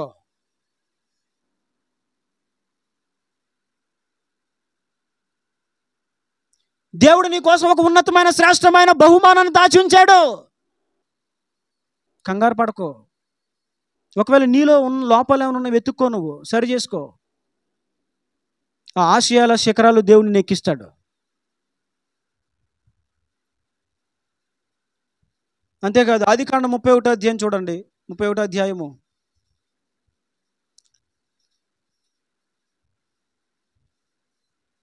40-41 వచనాలు చదవండి. 31వ అధ్యాయం 40-41 వచనాలు. పగటి ఎండకును రాత్రి మంచుకును నేను క్షీణించిపోయాను. నిద్రలేదు. ఇది వరకు నీ ఇంటిలో 20 years, నీ ఇద్దరు కూతుర్ల కోసం 14 సంవత్సరాలు, నీ మందల కోసం 6 సంవత్సరాలు. చాలు. ఇక్కడ ఏమంటున్నాడో తెలుసా? యాకోబు ఏమంటున్నాడు? పగటి ఎండకు రాత్రి మంచుకు నేను క్షీణించిపోయాను. నిద్ర నాకు, నా కనులకు దూరం అయిపోయింది. దేనికోసం దూరమైంది నీకు నిద్ర? దేనికోసం దూరమైంది? ప్రార్థన కోసమా? ఉపవాసాలు ఉండి నిద్ర దూరమైందా? ప్రభు పరిచర్యలో నిద్ర కరువైందా? నీకు దేనికి నిద్ర కరువైంది? ఎందులో కరువైంది? పేడకాళ్ళు తీయడం దగ్గర, సాకిరీలు చేయడం దగ్గర, గొర్రెల మేకలు కాసుకోవడం దగ్గర, రాత్రి మంచుకు పగలు ఎండకు నేను క్షీణించిపోయాను. నా కళ్ళకు నిద్ర దూరం అయిపోయింది. నీ ఇద్దరు కూతుళ్ళ కోసం 14 సంవత్సరాలు కొలువు చేశాను. మందల కోసం 6 సంవత్సరాలు కొలువు చేశాను. 20 సంవత్సరాల బతుకు ఇలాగే సాగిపోయింది అని మామగారితో మాట్లాడుతున్నాడు యాకోబు. అంటే 20 సంవత్సరాలు ఏం చేసావు నువ్వు? ఏం చేసావు అంటే నీ పని నీ పద్ధతి ఎప్పుడు లోక పనులు చేసుకోవడమేనా? ఎప్పుడు కొండలు దొంగకోవడం, చీపురట్టుకుని తుడుచుకోవడం, ఎంతసేపు ఇదేనా? నీకున్న డ్యూటీకి వెళ్ళిపోవడం వచ్చేయడం, నీకున్న వ్యాపారం చేసుకోవడం వచ్చేయడం, నీకున్న పనులు చేసుకోవడం, ఎంతసేపు ఇదేనా నీ బ్రతుకు? 20 సంవత్సరాలు బట్టి నీకు అదే పనా? వేరే పనేమి లేదా నీకు? ఎక్కువ పనుల్లో లీనమైపోయాడు భక్తికి దూరం అయిపోతాడు. దేనికి దూరం అయిపోతాడండి? ఇప్పుడు పనుల్లో నాకు రాత్రి మంచుకి తడిసిపోయాను, ఎండకి ఎండిపోయాను, నిద్ర నా కళ్ళకు దూరం అయిపోయింది. అసలు నిద్ర అంటే తెలియదంటే అసలు పడుకోలేదని కాదు. పడుకున్నాడు కానీ చాలా తక్కువ. 20 సంవత్సరాలు ఎలాగా? 20 సంవత్సరాలు అదే పనిలో ఉన్నాడు. ఇదే పనిలో ఉంటే నువ్వు భక్తి ఎప్పుడు చేస్తావు? ఇదే పనిలో కొనసాగితే ప్రార్థన ఎప్పుడు చేసుకుంటావు? ఎంత పని నెత్తి మీద చేసుకుంటే ఎప్పుడు ఉపవాసం ఉంటావు? ఇలా ఉండి భక్తిహీనుడైపోయాడు. ఇప్పుడు ఎక్కడ ఉన్నాడు? భక్తిహీనతలో ఉన్నాడు. ఎక్కడున్నాడండి? మోసపూరితమైన జీవితాన్ని జీవిస్తూ ఉన్నాడు. నటించే జీవితం జీవిస్తున్నాడు. అబద్ధములు మాట్లాడుతూ ఉన్నాడు. అంతేకాదు ఏం చేస్తున్నాడు? ఇప్పుడు లోక పనుల్లో పడి భక్తికి దూరం అయిపోయాడు. భక్తిహీనుడైపోయాడు. ఎక్కువ పనులు పెట్టుకోకు. ఎక్కువ పనులు పెట్టుకుంటే భక్తికి దూరం అయిపోతావు. నీకు ఏ పనైనా సరే నీ భక్తికి ఆటంకం కాకుండా చూసుకో. మన శామ్యూల్ గారు ఇప్పుడు ఈ లైవ్లో మన యూట్యూబ్లో ఆయన ప్రతి వీడియో ఆయన అప్లోడ్ చేస్తారు. ఎడిటింగ్ ప్రతి వర్క్ ఆయన చేసుకుంటారు. రాత్రి కొన్ని సందర్భాలు 12-1 గంటలు కూడా అయిపోతాయి. ఆ వర్కులు చేయడం అంటే చిన్న విషయం కాదు. మనం చూసుకుని భలే ఉంది, లైక్ షేర్ అని కొడతాం. వెనకాల ఎంత వర్క్ ఉంటుందో ఆయనకి తెలుసు. అది కనిపించని పని ఆయన చేస్తున్నారు. నేను ఆయనకి ఎప్పుడు ఒకటే చెప్తాను, మీకు ఫ్రీగా ఉంటే టైం ఉంటే చెయ్యండి, లేదంటే మీ ప్రార్థన మీరు చేసుకోండి. మొట్టమొదటిగా ప్రార్థన ప్రాముఖ్యతను ఇవ్వండి. టైం ఉంటే చేయండి, లేకపోతే తర్వాత చేద్దురు. ఆయన అడగండి పోనీ, నేను అబద్ధం చెప్తే. ముందు చేసే అప్లోడ్ చేసే కష్టపడాలి. ఎక్కడ కష్టపడాలి? ముందు నువ్వు వ్యక్తిగతంగా భక్తిలో కష్టపడాలి. నేను ప్రతి ఒక్కరికి నేను అదే నేర్పించాలనుకుంటాను, భక్తి నేర్పించాలనుకుంటాను. ఇక్కడ నువ్వు వచ్చి పని చేయకపోయినా కాదు, అది ముఖ్యం కాదు. ముందు నువ్వు భక్తిలో ప్రయాసపడాలి, భక్తిలో కష్టపడాలి. దేవునితో గడిపే విషయంలో నీకు ఒక సమయం ఉండాలి. ప్రతిరోజు ఉందా? నీకు సమయం ఉందా దేవుని సన్నిధిలో ప్రతిదినం గడపడానికి? డ్యూటీకి నీకు టైం ఉంది, షాప్ తీయడానికి ఒక టైం ఉంటుంది, డ్యూటీకి వెళ్ళడానికి ఒక టైం ఉంటుంది, తినడానికి టైం, ప్రతిదానికి టైము. భక్తికి టైం ఏది? ఇదేనా దేవుని సన్నిధికి నువ్వు ఇచ్చే ప్రాముఖ్యత? ఎందుకు యాకోబు దుఃఖ మార్గంలో నడిచాడు అంతకాలం? ఎందుకు ఒక స్థిరమైన ఆదాయం తన జీవితానికి లేదు? ఎందుకు బతికేలా సాగిపోతుంది? ఏది భక్తి? ఏది నీకు భక్తి? ఏది స్థిరమైన భక్తి? ఏది నీకు? భక్తి కలిగి జీవిస్తే, హైదరాబాద్లో మా అన్నయ్య చర్చికి ఒక ఆయన వస్తారు. ఇప్పుడు నాకు తెలిసి ఒక సుమారుగా 70-75 జీతం అయింది సుమారుగా. మీరు చెప్తే నమ్మరు. చిన్న పిల్లలండి, నెలలో పిల్లలు, వాళ్ళకి పుట్టిన పిల్లలు. వాళ్ళ పిల్లలు పుట్టి నెలలో ఉండగానే, నెలలో పుట్టిన బిడ్డను, పాపనో బాబు అయితే బాబునో, ఆ పిల్లల్ని తీసుకొని దేవుని మందిరానికి వచ్చేసేవారు. 10 కిలోమీటర్ల దూరం నుంచి బండి మీద, ఎండనక వాననక చిన్న పిల్లల్ని తీసుకొని. అది కూడా ఏంటి తెలుసా? ఇన్ టైంలో పాటలన్నీ పాడేసి స్తోత్రమా ఇంకో పాట కొట్ట పాడ. అప్పుడు అయ్యగారు ఎలా వచ్చి అఫీషియల్గా టిక్ ఫ్యాన్ వేసి, ఎక్కడా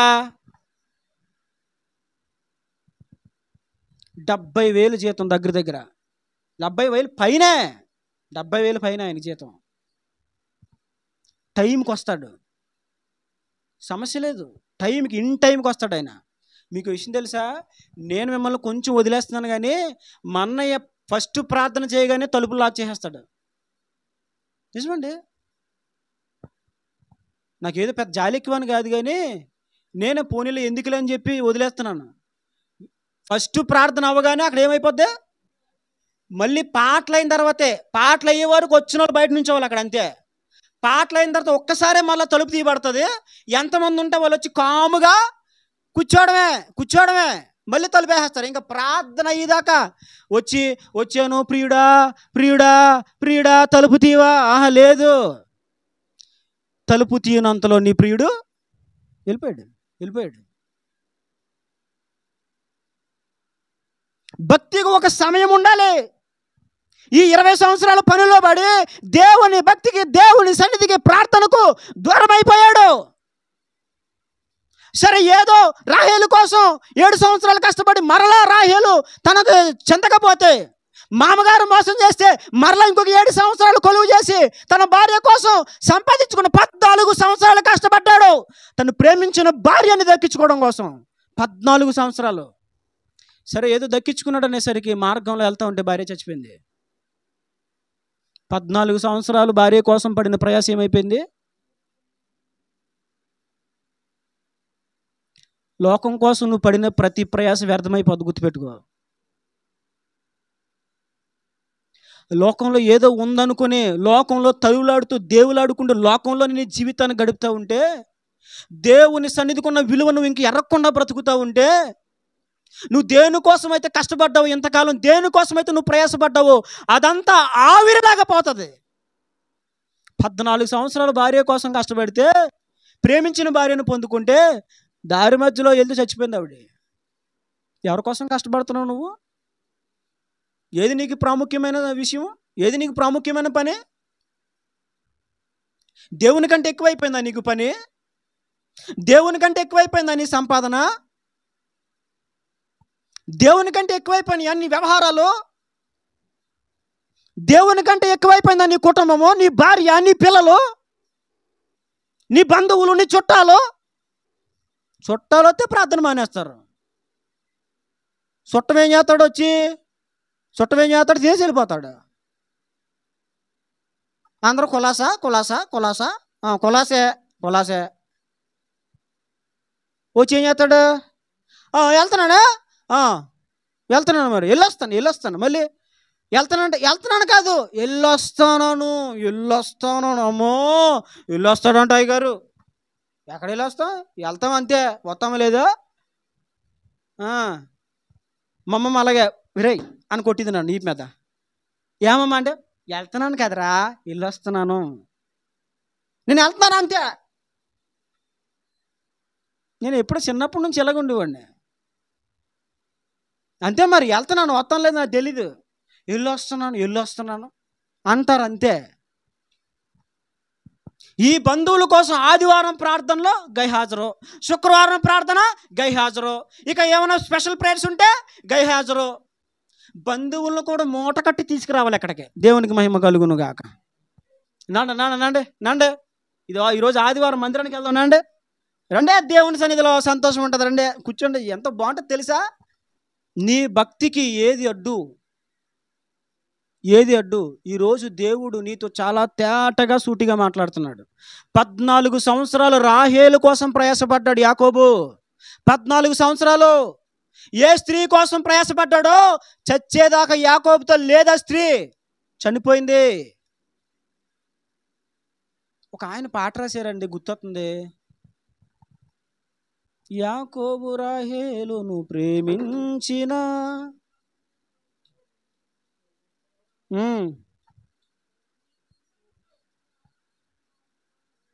ఏమయ్యాడండి? ఏమయ్యాడైనా? అబ్బా, ఆయన పాట దేవుడు ఇచ్చాడు ఆయనకి, దేవునికే స్తోత్రం. యాకోబు రాహేలు కోసం 14 సంవత్సరాలు కొలువు చేశాడు. ఏది? తనను దక్కించుకోవాలని, తను వశం చేసుకోవాలని, నచ్చిన అమ్మాయిని పెండ్లాడాలని. ఏది? అక్రమంగా ఏంటిది అప్పుడప్పుడే మాట్లాడేసుకుని అది కాదు, చాలా పర్ఫెక్ట్గా ప్రేమించాడు. ముందే చెయ్యేసేసి, ముందే బండెక్కేసి, కూర్చో నా మీద చెయ్యి, నన్ను పట్టుకో. అమ్మో, ఏ లేసాలు చూడలేం మనం. కాస్త కొంచెం పెళ్లి చూపులు కుదిరినాయి, ఇంక ఎంగేజ్మెంట్ అక్కర్లేదు, పెళ్లి చూపులు కుదిరినాయి అనుకో, ఇంక చాలు, ఇంకంతే.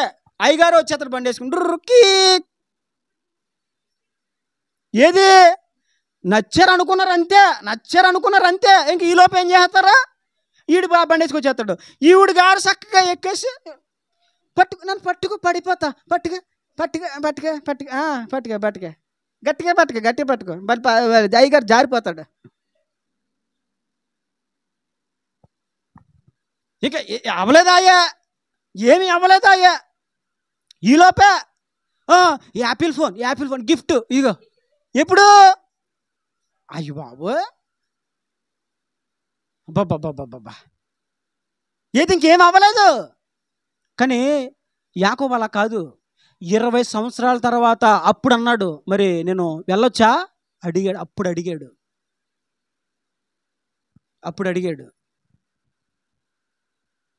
నా భార్య వద్దకు పోవుటకు నాకు సెలవివి అని అడిగాడు. అప్పుడు అదవుతుందండి. అంత పర్ఫెక్ట్గా ప్రేమించాడు, అంత పర్ఫెక్ట్గా తన కోసం ప్రయాసపడ్డాడు. 14 సంవత్సరాలు ప్రయాసపడ్డాడు. నీకు ఈ లోకంలో పర్ఫెక్ట్గా ప్రయాసపడడం తెలిసింది, దేవునిలో భక్తిలో పర్ఫెక్ట్గా ప్రయాసపడడం తెలియదు. దయచేసి అలవాటు చేసుకుని ప్లీజ్ బ్రతిమాలుకుంటున్నాను, అందరిని బ్రతిమాలుకుంటున్నాను. కాళ్ళు ఒకటి పట్టుకోలేదు, కానీ పట్టుకోమంటే కాళ్ళు కూడా పట్టుకుంటాను. బ్రతిమలాడుకోవడానికి అసలు నేను సిగ్గుపడ్డాను. దయచేసి భక్తికి ప్రాముఖ్యతనివ్వండి. 20 సంవత్సరాలు కొలువు చేయడమే సరిపోయింది యాకోబు జీవితంలో. ఏమి పొందుకోలేకపోయాడు. 20 సంవత్సరాలు ఏదో భార్య వచ్చిందంటే చచ్చిపోయింది. ఆదాయం చూస్తే స్థిరంగా లేదు, 10 సార్లు మార్చేసాడు మాంగారు. జీవితంలో సంతోషమేమీ లేదు. ఏదో ఒక ఫిట్టింగ్ వేసేవాడు మాంగారు, మాట్లాడితే ఏదో పొల్లేసేవాడు మాంగారు. ప్రశాంతంగా ఉందరా, ఏదో కొంచెం జీతం ఎత్తడానికి మళ్ళీ మార్చేసేవాడు. కారణం నీ భక్తిహీనత. భార్య కోసం కష్టపడుతున్నవాడు భక్తి చేయాలని తెలీదా నీకు? భార్య కంటే నీ దేవుడు నీకు ఎక్కువ కదా. భార్య కాదు కదా నీకు పరలోకం ఇచ్చేది, దేవుడు కదా నీకు పరలోకం ఇచ్చేది. భార్య కాదు కదా నిన్ను బాగు చేసేది, దేవుడు కదా నిన్ను బాగు చేసేది. భార్య కాదు కదా నీ కుటుంబాన్ని కట్టేది, దేవుడు కదా. చివరికి తన జీవితంలో 20 సంవత్సరాలు వ్యర్థముగా పాడు చేసుకుని దేవుని సన్నిధికి దూరం అయిపోయాడు. ఆలోచించి ఈ రోజున ఒకవేళ నువ్వు దేవుని సన్నిధికి దూరం అయిపోతున్నావేమో. ఎంతమంది జీవితాలు లేవు, భక్తుల జీవితాలు బైబిల్లో. ఎంతమంది దేవునికి భక్తికి దూరం అయిపోయి నిర్లక్ష్యం చేసి దేవునితో గడపకుండా ఇష్టానుసారంగా తిరిగి ఎంతమంది తమ జీవితాలు కోల్పోయారు. నా ప్రాణమా తిను తాగు సుఖించు. ధనవంతుడు తన మనసుతో చెప్పుకుంటున్నాడు, తన దేహముతో ఏమని, ఇదిగో కొన్ని సంవత్సరాలకి సరిపడేటువంటి ఆహారము నాకు ఉన్నది, ఇదిగో నా కొట్లు విప్పించి కొత్త కొట్లు కట్టిస్తాను, అందులో నా ధాన్యం నిల్వ చేయించుకుంటాను, ఇప్పుడు చెప్పుకుంటాను నా దేహానికి ఏమని, కొన్ని సంవత్సరాలు సరిపడిన ఆహారం ఉంది, ఎయ్ పక్కేయి సెయ్ ఎంజాయ్ లైఫ్,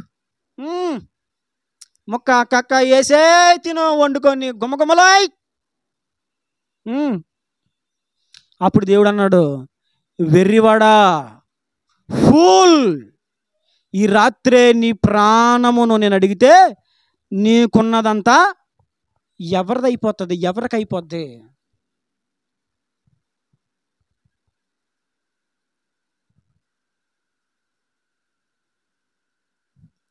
ఒక పాట ఉంది, పువ్వు లాంటిది జీవితం వాడిపోతుంది, గడ్డి లాంటిది జీవితం వాడిపోతుంది, ఏ దినమందైనా ఏ క్షణమైనా, ఏ దినమందైనా ఏ క్షణమైనా రాలిపోతుంది నేస్తమా, వాడిపోతుంది మిత్రమా. ఏంటి జీవితం ఏంటండి? ఆడిపోయేది, రాలిపోయే ఈ జీవితం, వాడిపోయే ఈ జీవితం, పనికిరాని ఈ జీవితం, త్రాసు మీద ధూళి లాంటి ఈ జీవితం, చేద నుండి జాలువారే బాష్ప బిందువు లాంటి ఈ జీవితం, నీటి మీద తేలియాడు బుడగ లాంటి ఈ జీవితానికి, ఈ లోకంలో ఉన్న పనులకు ఎంత ప్రాముఖ్యతో. 20 సంవత్సరాలు కొలువు చేసి దక్కించుకున్న భార్యను కోల్పోయాడు. సరే ఏదో అలా కొనసాగిపోతుంది కష్టాల మార్గములో, అదే నష్టాలు వెళ్ళిపోతూ ఉన్నాయి, తన జీవితంలో నష్టాలు దొరులుతూనే ఉన్నాయి.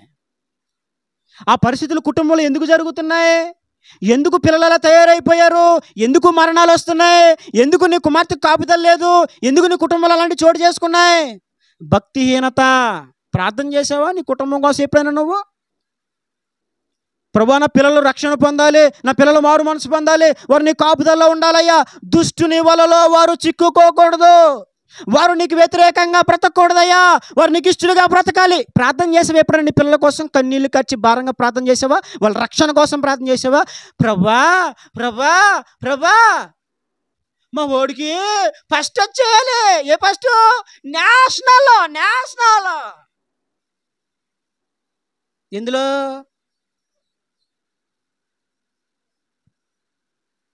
కొంచెం బుర్ర పెట్టి ఆలోచిస్తే అందులో కాదు, ఫస్ట్ భక్తిలో ఫస్ట్ రావాలి. మా ఓడికి ఎన్ని గోల్డ్ మెడల్ వచ్చేసి చూడండి అయ్యి బాబు తెగ చూపించేసుకుంటారండి కొంతమంది తల్లిదండ్రులు. రిపోర్ట్ అట్టుకొచ్చేసి మా ఓడికి ఏ గ్రేడ్ వచ్చింది, ఏ గ్రేడే. ఆడు జెడ్ గ్రేడ్లో ఉన్నాడు భక్తులాడు. ప్రార్థన చేసావా? ఇక భక్తి లేనప్పుడు, అతని కోసం అతనే ప్రార్థన చేసుకునే టైం లేనప్పుడు పిల్లల కోసం ఎప్పుడు చేస్తాడు ప్రార్థన? క్షేమం లేదు పిల్లలకి, పిల్లలు నరహంతుకులు అయిపోయారు, కుమార్తె చెరపబడింది, వాళ్ళు పనికిమాల ఆలోచనలు చేస్తారు, పిల్లలు ఇష్టానుసారంగా ఉంటారు, విచ్చలవిడిగా బ్రతుకుతారు. పెత్తనం ఈయన చేతిలో కాదు, పెత్తనం వాళ్ళ చేతిలో ఉంది. పిల్లకాయలకి పెత్తనం ఎత్తే ఎలా ఉంటుంది? పిల్ల చేష్టలు చేస్తారు వాళ్ళు. పిల్లకాయలకి పెత్తనం ఇస్తే ఏం చేస్తుంది? మొత్తం పతనం అయిపోతుంది కుటుంబం. ఒకప్పుడు నువ్వు భక్తిపరుడివే కదా, ఒకప్పుడు నువ్వు స్వయంగా స్పష్టంగా దేవుని దర్శనం చూసావు కదా, ఆకాశానికి భూమికి వేయబడిన నుచ్చిన దాని మీద సింహాసనం మీద ఆసీనుడైన ప్రభు నువ్వు చూడలేదా, దేవదూతలు చూడలేదా, ఆయన స్వరం నువ్వు వినలేదా? నిన్ను విడువను ఎడబాయి నిన్ను కాపాడతాను అన్న వాగ్దానం నువ్వు పొందుకోలేదా? మరి ఆ దేవునితో ఉన్న కనెక్షన్ ఏమైపోయింది ఈ రోజున?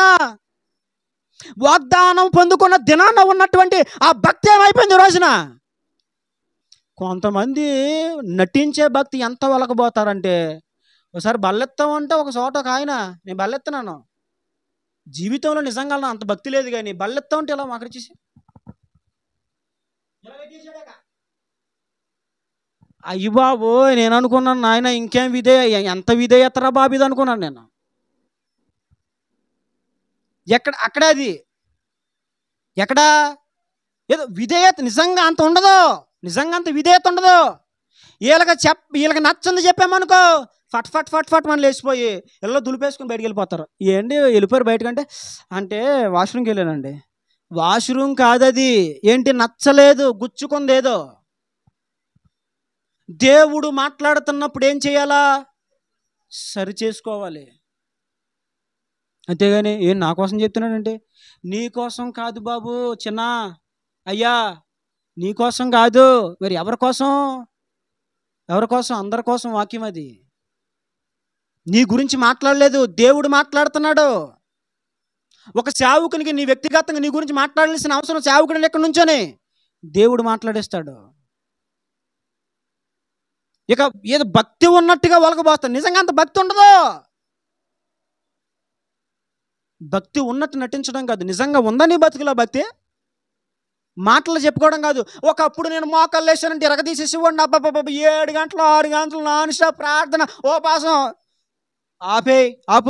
ఆపది. ఇప్పుడు ఏం చేస్తున్నావు నువ్వు? ఇప్పుడు ఎక్కడున్నావు నువ్వు చెప్పు? ఒకప్పుడు చేసావు, ఇప్పుడు ఎక్కడున్నావు? ఏ స్థితిలో ఉన్నావు? నీ భక్తి ఎక్కడుంది ఇప్పుడు?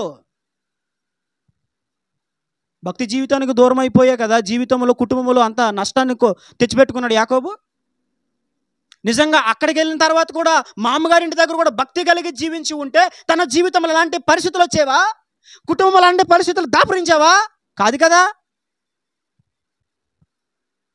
ఒకప్పుడు చేశాను, ఒకప్పుడు వదిలే, ఇప్పుడేంటి?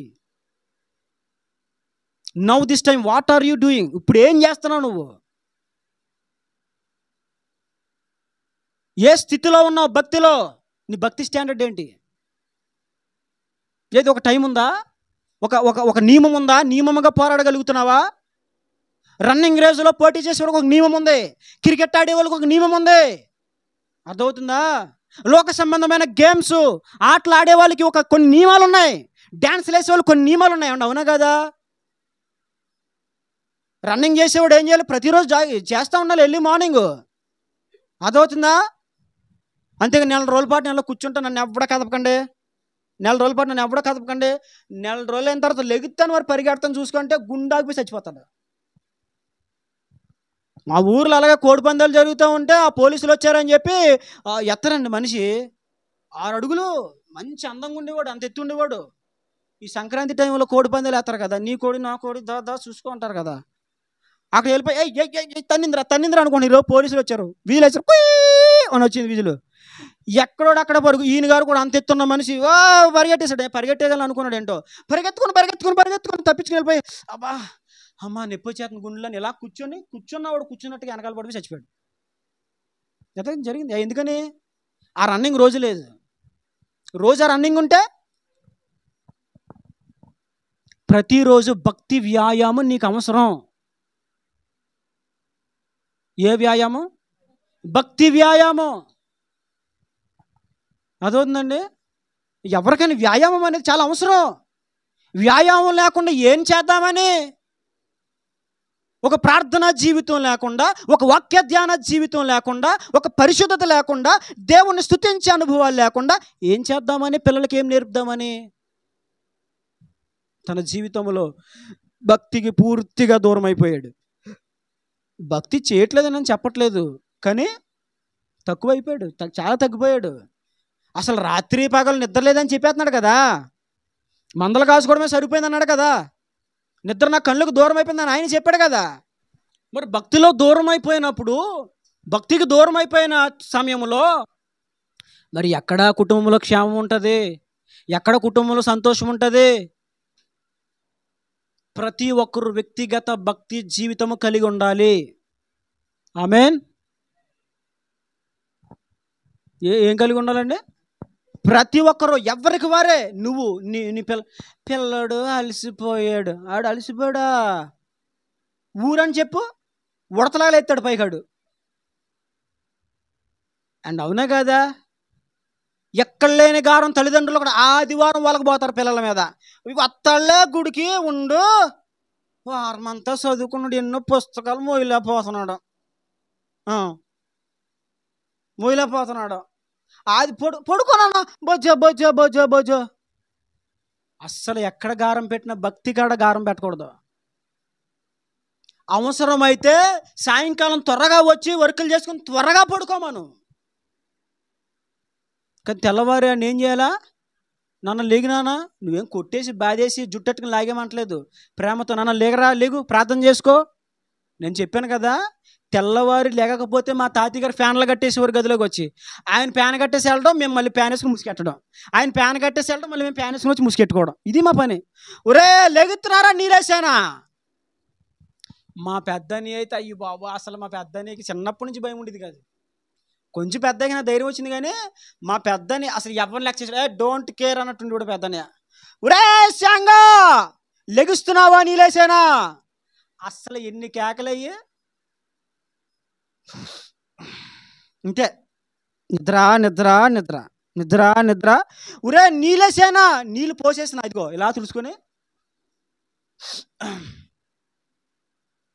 ముఖం మీద నీళ్ళు కొట్టిన ఆ నిద్ర అక్కడి నుంచి వచ్చేదో నాకు తెలియదు. మరి కొంతమంది ముఖం మీద నీళ్ళు కొట్టినా ఏదో మత్తు నీళ్ళు చల్లినట్టు ఇంకా ఇలా తుడుచుకొని మళ్ళీ. అసలు మా తాతయ్య గారు లెక్కకపోతే నీళ్ళు వేసేసేవారు, చెప్పేవారు ముందు, ఫ్యాన్లు కట్టేసేవారు. వినలేదా? నీళ్ళు తెచ్చేసేయడమే. మేము లేచి ఏం చేసేవాళ్ళం? క్రికెట్ పిచ్చేవాళ్ళం కదా. వెంటనే పేపర్ అయితే న్యూస్ పేపర్ అయితే క్రికెట్, ధోని చచ్చిన ఎంత కొట్టాడు, గంగులీ ఎంత కొట్టాడు పేపర్. రే బైబిల్ చదివారా మీరు? పేపర్ తీసారంట్రా, బైబిల్ చదవండి. అసలు ఊరుకునేవారు కదా మా తాతయ్య గారు. అప్పుడు ఆయన నేర్పిన క్రమం మాకు అలవాటైంది. ఆ క్రమమే వాడుకైపోయింది కాబట్టి తుంటరగా బ్రతికిన బైబిల్ చదివేసి వాళ్ళు. ఎందుకని? అలవాటు. ఆ అలవాటుగా చదవడం, ఆ పద్ధతి వల్లనైనా వాక్యంలో ఉన్న భావాన్ని తెలుసుకోగలిగాను. దేవుడు మాట్లాడే నాకు తెలీదు, ఆయన స్వరం నేను వినలేదు, ఆయన ఎలా మాట్లాడితే నాకు తెలీదు. కానీ వాక్యం చదువుతుండగా దేవుడు ఒకసారి నాతో స్పష్టంగా మాట్లాడాడు. యోబు గ్రంథం 17 ద్వారా దేవుడు నాతో మాట్లాడాడు. మనుషుని నీవు గణపరచనేలా, ప్రతి దినము నీవు అతను దర్శింపనేలా, చాలా సూటిగా తేటగా నాతో దేవుడు మాట్లాడాడు. అప్పుడు నా ఫోన్లో ఉన్న క్రికెట్ యాప్ నేను అన్ఇన్స్టాల్ చేసేసాను. దానికి సంబంధించిన ఛానల్ అన్ఇన్స్టాల్ చేసేసాను. న్యూస్ పేపర్లో దానికి సంబంధించిన పేజీ చూడడం మానేశాను. దేవుని స్వరం నీతో మాట్లాడితే అంత బలంగా ఉంటుంది. అది దేవుడు నీతో మాట్లాడాలని నువ్వేం చేయాలి? చేసుకోవాలి. అంతేగాని బైబిల్ చదువుకోమంటే యెహోవా నా కాపరి, నాకు లేమి కలదు, బచ్చగల చోట్ల అన్ని పనులు చేసినాడు, జంతికల నన్ను నడిపించున్నాడు, నా ప్రాణం మనకు సాధించినాడు, ఇది మార్గం నన్ను నడిపించినాడు. నేను చెప్పేశానుగా, నేను చదివేశానుగా. చెప్పేయడం చదివేయడం కాదు, బుర్రలోకి ఎంతవరకు వెళ్ళింది, ఎంతవరకు దాన్ని అప్లై చేయగలుగుతున్నావు చూసావా? నేను చెప్పేశాను. మరే ఏదో కొండను పెకలించినంత గొప్పగా, ఒక ఊరినే జయించేసినంత గొప్పగా నేను చదివేశాను. అమ్మ పొరపాటున గమ్మున చూడలేదు అనుకోండి, బైబిల్ చదవంటారా? చదివేశాను కదా. అయ్య బాబాయ్ ఇదేంటిది ఇది? సరే చదివే కాదంటలేదు. ఎందుకు అంత స్పీడ్ వచ్చేస్తుంది నీకు? చదివానమ్మా, ఏం చదివా? ఈ పలానా చదివానమ్మా, దేవుడు ఏం మాట్లాడు అది మాట్లాడాడు. అదేం లేదు, ABCDEFGHIJK అన్నట్టు A for apple, B for ball, A for apple, B for ball, C for cat, D for dog. ఇంతే ఆ బళ్ళో పాఠాలు. అది ఇది ఒకటి కాదు, అది బట్టి పడతారు, ఇది బట్టి పట్టకూడదు. మరి ఏం చేయాలా? గుండెల్లోకి తీసుకెళ్ళాలా, హృదయంలో దాచుకోవాలి, ఎక్కడ పెట్టుకోవాలి దేవుని వాక్యాన్ని. ఇలాగా భక్తికి దూరం అయిపోయి వ్యక్తిగతంగా పిల్లలకి సహవాసాలు లేక, తల్లిదండ్రులకి వ్యక్తిగతంగా భక్తి విషయంలో దేవునితో సహవాసం లేక, ఈ భక్తి వ్యాయామం లేక చాలామంది జీవితంలో చాలా నష్టాలు ఎదుర్కొంటున్నారు. కానీ యాకోబు విషయంలో దేవుడు కలిగి ఉన్నది అది కాదు. పెద్దవాడి మీద చిన్నవాడు అధికారి అయిపోతాడు, పెద్దవాడు చిన్నవాడికి దాసుడైపోతాడు. నీవు వెళ్ళు ప్రతి చోట నీకు తోడుగా ఉండి నిన్ను కాపాడి, ఏమన్నాడు దేవుడు? నిన్ను కాపాడి మరలా నేను నిన్ను తిరిగి తీసుకొస్తాను, నేను నీతో చెప్పినది నెరవేర్చు వరకు నేను నిన్ను విడువను, విడిచిపెట్టను. బా, ఎంత బలమైన వాగ్దానం దేవుడిచ్చాడు.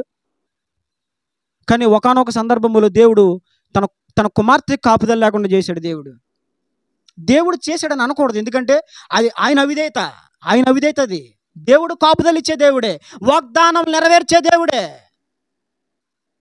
కానీ మనం సరిగ్గా లేనప్పుడు ఆ వాగ్దానములు మన జీవితంలో నెరవేర్చబడవు.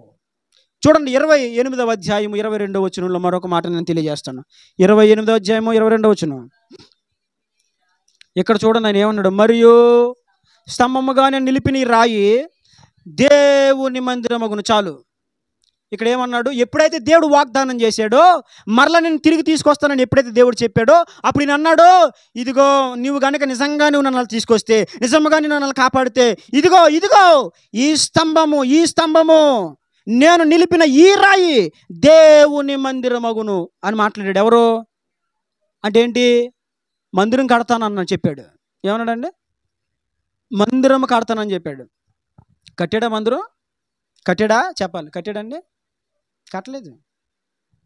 సుక్కోతులో పశువులకు పాకలించుకున్నాడు, ఆయనకి ఇల్లు కట్టించుకున్నాడు. మందిరం కడతానని చెప్పిన యాకోబు మందిరం కట్టకుండా పశువులకు పాకలించుకున్నాడు, ఈయన ఉండడానికి ఇల్లు కట్టించుకున్నాడు. దేవుని మందిరం కడతానని ఇచ్చిన మాట మాత్రం. కొన్నిసార్లు మన జీవితంలో నష్టాలు కష్టాలు ఎందుకు వస్తాయి తెలుసా?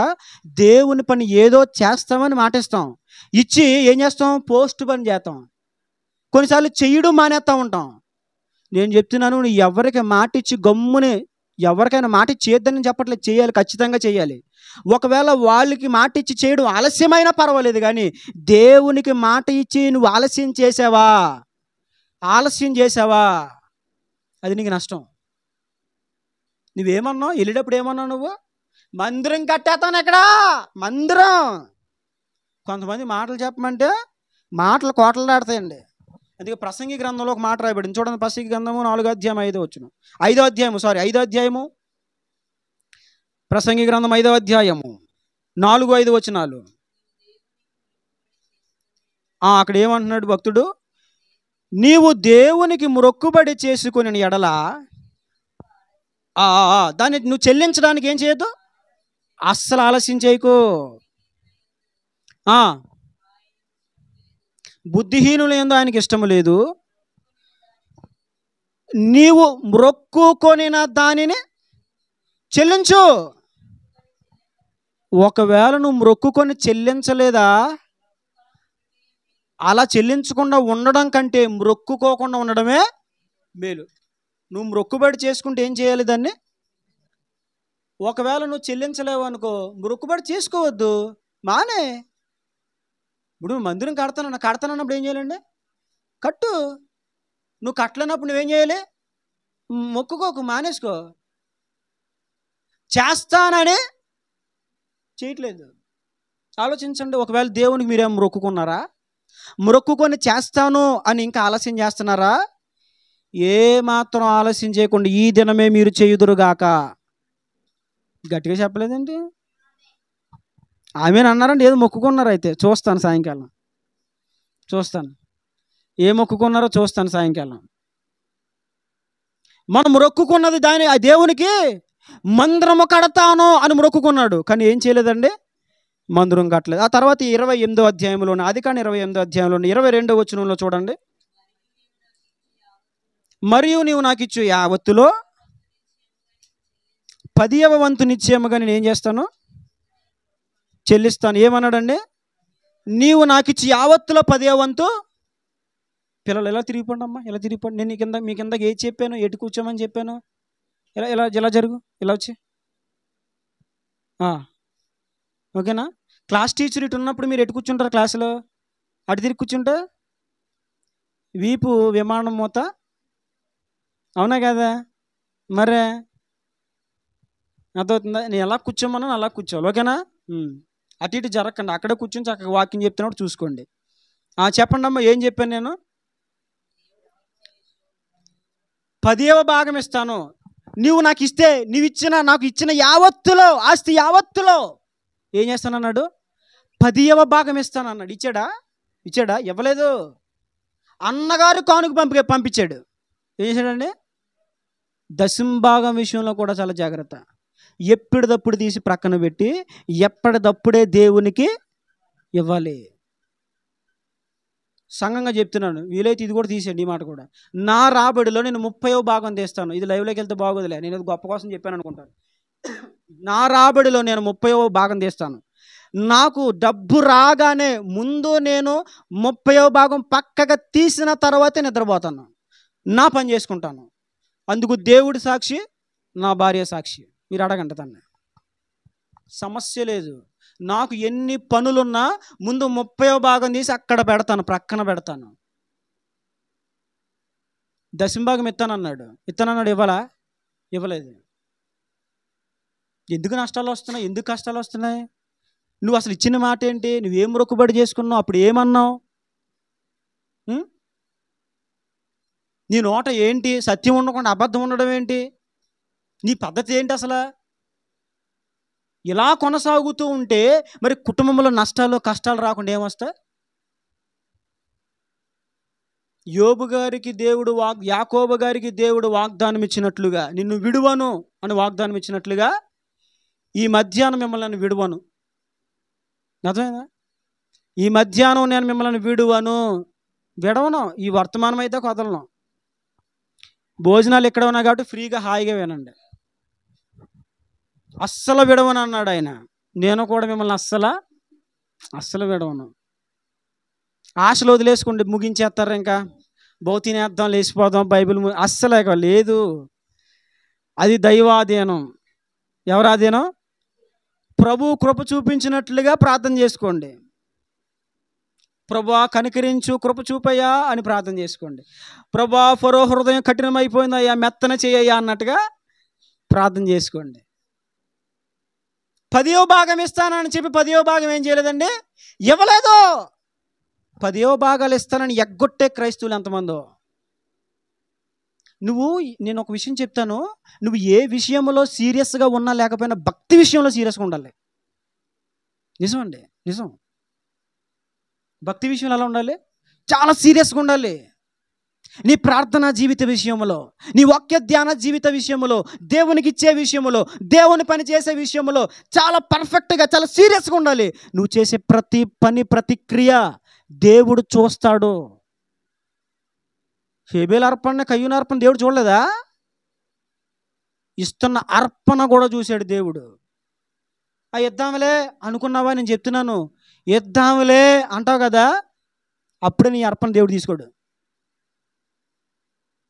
రూపాయి నువ్వు ఇచ్చినా పర్వాలేదు, భయముతో, వణుకుతో, ప్రేమతో, త్యాగపూరితమైన హృదయముతో ఇవి దేవునికే. అమ్మో నేను ఇచ్చేస్తే నాకేమో కొదువు అయిపోద్ది, పాట్టర్ గారు బొజ్జ పెరిగిపోద్ది, పాట్టర్ గారు కారు కొనేస్తాడు, పాట్టర్ గారు ఇది కొనేస్తాడు, పాట్టర్ గారు అక్కడికి వెళ్ళిపోతాడు, షూట్ మీద షూట్ వేసేస్తాడు. నేను షూట్ ఏమి వేయలే, ఎప్పటికీ ఎలాగ ఉంటాను, గుర్తెట్టుకోండి. ఇదే తెల్ల సొక్క ఎప్పటికీ, నేను చచ్చిపోయేదాకా ఇదే తెల్ల సొక్క ఉంటాను, గుర్తెట్టుకోండి. పనుల్లో ఎప్పుడైనా కలర్ బట్టలు వేసుకుంటానులే, పనులు చేసినప్పుడు ప్రయాణాలు వేసుకుంటానులే. ఇంకా పాట్ర గారేంటి తెల్ల సొక్క అని చెప్పాడు, అక్కడ బండి మీద నల్ల సొక్క వేసుకుని వెళ్తున్నాడు. అప్పుడు నల్ల సొక్క ఎందుకంటే దుమ్ము అవి పడతాయి కదా, అందుకని. ఇప్పుడు రేపు పొద్దున్న పిల్లలు పడతారు, అరే కిర్రు కుర్రు అంటాడు, అటు బుడుక్కుమని వదులుతాడు. తెల్ల బట్టల మీద వేసేసాడు అనుకో, ఇదైతే పర్వాలేదు, వేసేసాడు అనుకో, డిజైన్ అయిపోతుంది. ఇప్పుడు అది అడు ఏం చేయాలా? కొంచెం మాసిపోయిన బట్టలు నల్ల బట్టలు వేసుకోవాలి, అప్పుడు తప్పదు. దేవుని పని ఏదైనా సరే నువ్వు సీరియస్గా చేయాలి. అసమసిగా అర్థమవుతుందా? ఆకతాయితనం ఏకిలిగా అక్కడరా ఇక్కడెట్రా తీరే. కొంతమంది కొడతా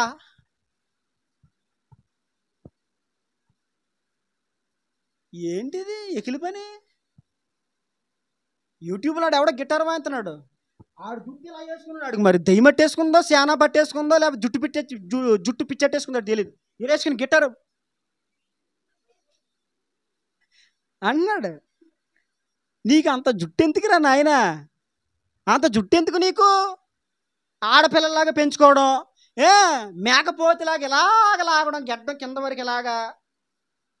ఒక్కొక్కడు ఇక్కడ ఆడతాడు ఏదో గొద్దిలాగా, ఇక్కడ ఇలా ఎట్టి కూతంతా పరిశుద్ధుడా యేసయ్యా అంటాడు. ఆపురా బాబు ఆపురా.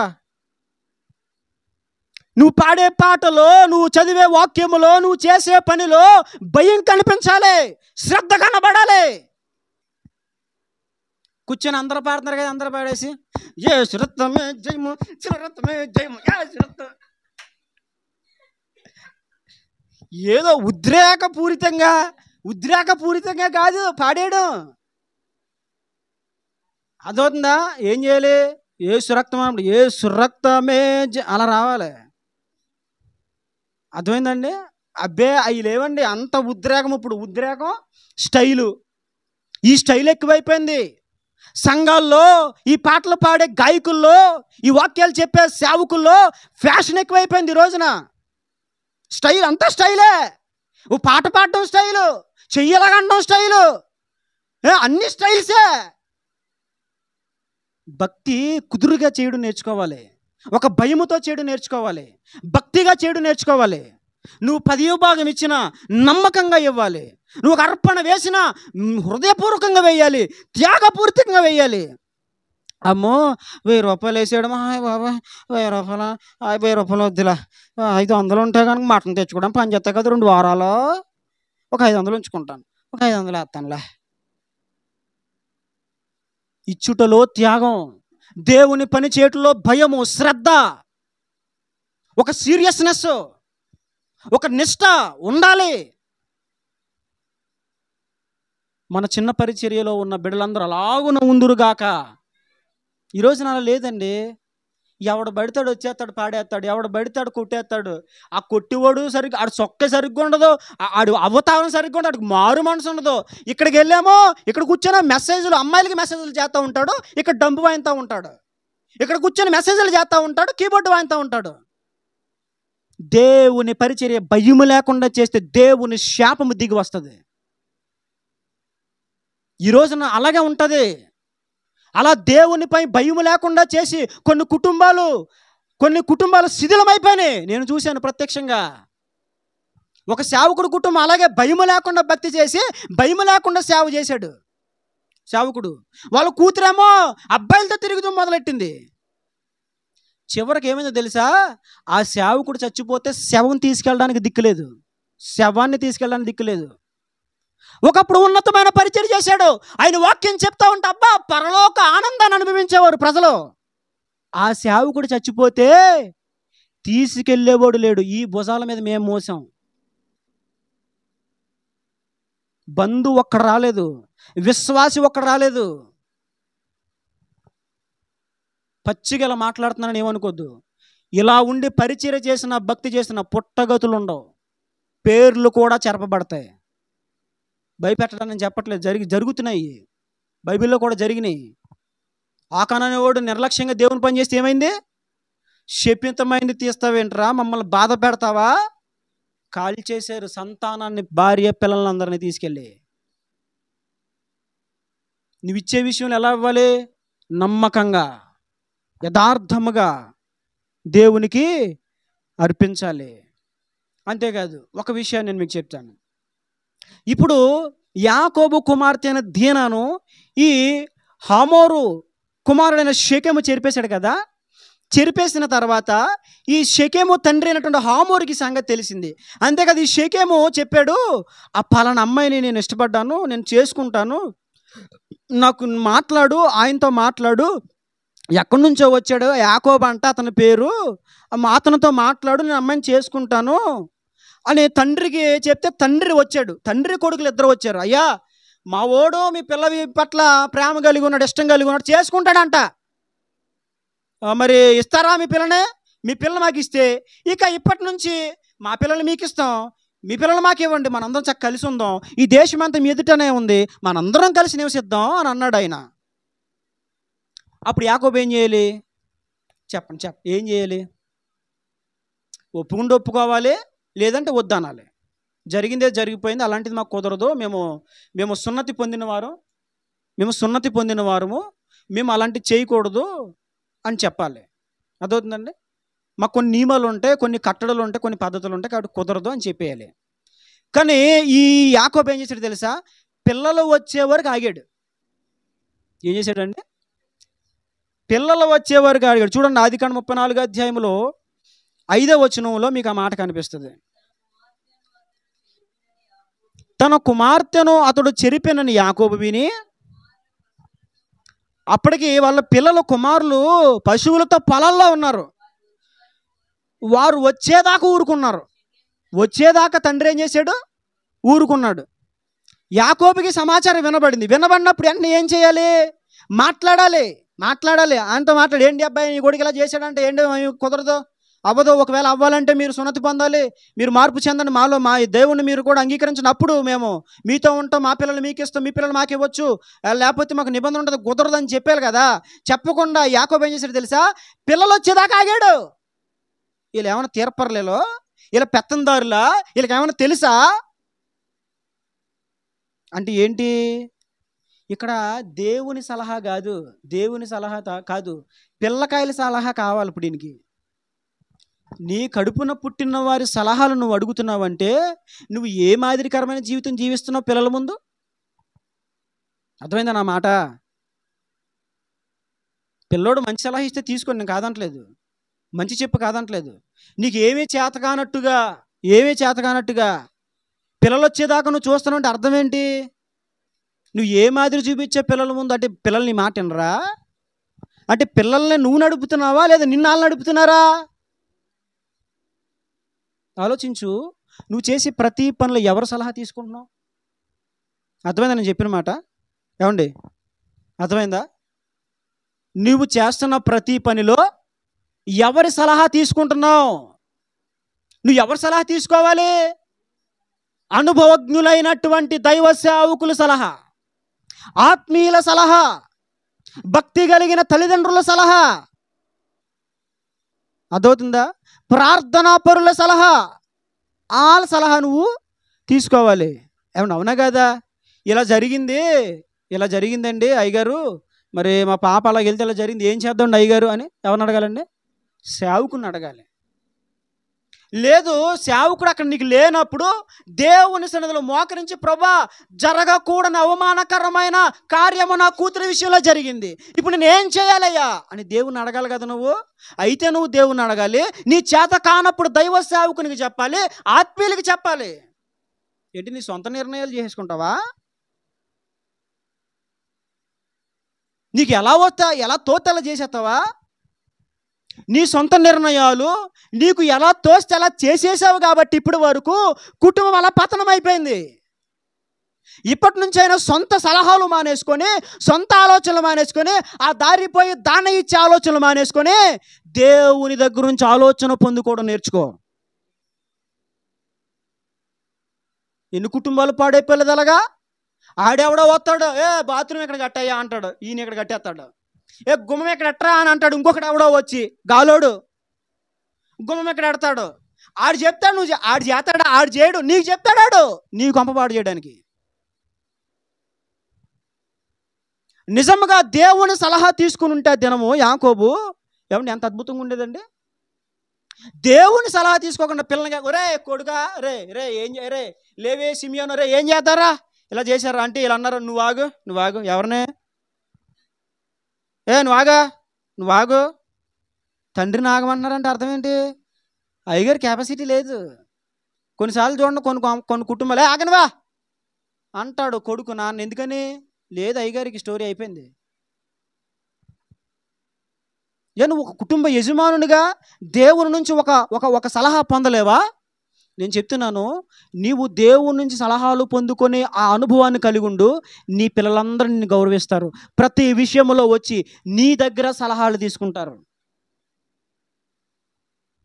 అర్థమవుతుందండి? అర్థమైందని చెప్పిన మాట. దేవుని నుంచి సలహాలు తీసుకుని అనుభవం కలిగి ఉంటే పిల్లలందరూ వచ్చి ఈయన దగ్గర సలహా తీసుకుంటారు.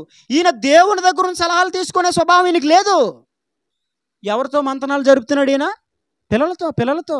వాళ్ళకి ఏం తెలుసండి? ఆకతాయితనంతో ఉన్నారు ఇప్పుడు ఈ పిల్లలకి ఏం తెలుస్తుందండి? వీడికి ఏం తెలుస్తుంది? ఇప్పుడు బండితాళం ఇచ్చేసాను. వీడికి బండితాళం ఇచ్చి వీడికి ఏం తెలుస్తుంది చెప్పండి? ఇప్పుడు మాయా నాకు బండితాళం అందో ఇప్పుడు ఈ అమ్మాయి నాకు ఏమవుతుంది? మేనగోళ్ళు మా హాన్సి బండితాళం నీ ఇచ్చేసా నాకు ఏమవుతుందండి? ఆన్ చేసి కీక్ అని వస్తుంది. అసలు మా అమ్మగారు చాలా డీసెంట్. ఈరోజు సెల్ఫ్ కొట్టి ఇలా అందనుకో, బండి అలా ఇలా పడద్ది. అదవుతుందండి. పిల్లల చేతిలో పెడితే ఎలా ఉంటుంది? ఇప్పుడు పెద్ద పెద్ద ప్రాబ్లమ్స్ నువ్వు ఎవరి చేతిలో పెట్టాలి? దేవుని చేతిలో పెట్టాలి. పెద్ద పెద్ద సమస్యలు నువ్వు తీసుకెళ్ళి దైవ సేవకుని చేతిలో పెట్టాలి. పెద్ద పెద్ద సమస్యలు నువ్వు తీసుకెళ్ళి ప్రార్థనాపరుల చేతిలో పెట్టాలి. నువ్వు ఎక్కడ పెడతావు? ఆడెవడో గాలికి పోయే గాలోని కేకేసి కూర్చోబెట్టి రే అలా జరిగింది ఏం చేస్తారు? ఆడంటాడే నువ్వు ఊరుకోకరా, నువ్వు ఎందుకు ఏ శాతం ఆడరా అంటాడు. ఈడు కలిపి ఏదో పెద్ద స్కామ్ వేస్తారు. ఇప్పుడు వచ్చే ఫలితం ఏముందంటే ఏముండదు, మొత్తం గాలే. ఇలా చేసిన పాడు పనికి కుటుంబాలన్నీ సర్వనాశనం వెనకాల. దారిపోయే ప్రతి గాలోడు మాట వినొద్దు. వాళ్ళ సలహాలు తీసుకోవద్దు. నీకోసం దేవుడు ఒక దైవ సేవకుని నియమించాడు కదా. ఇక్కడ నీకోసం దేవుడు ఒక సేవకుని పెట్టాడు కదా. ఆ సేవకుని దగ్గర నువ్వు సలహాలు తీసుకో. అదవుతుందండి. అంటే సేవకుల దగ్గర సలహాలు తీసుకుని పాడైపోతారా చెప్పండి? సేవకుడు మంచి సలహా ఇస్తాడా చెడ్డ సలహా ఇస్తాడండి? సేవకుడు మంచి సలహాలు ఇస్తారు. కనుక మనం ఏం చేయాలో తెలుసా?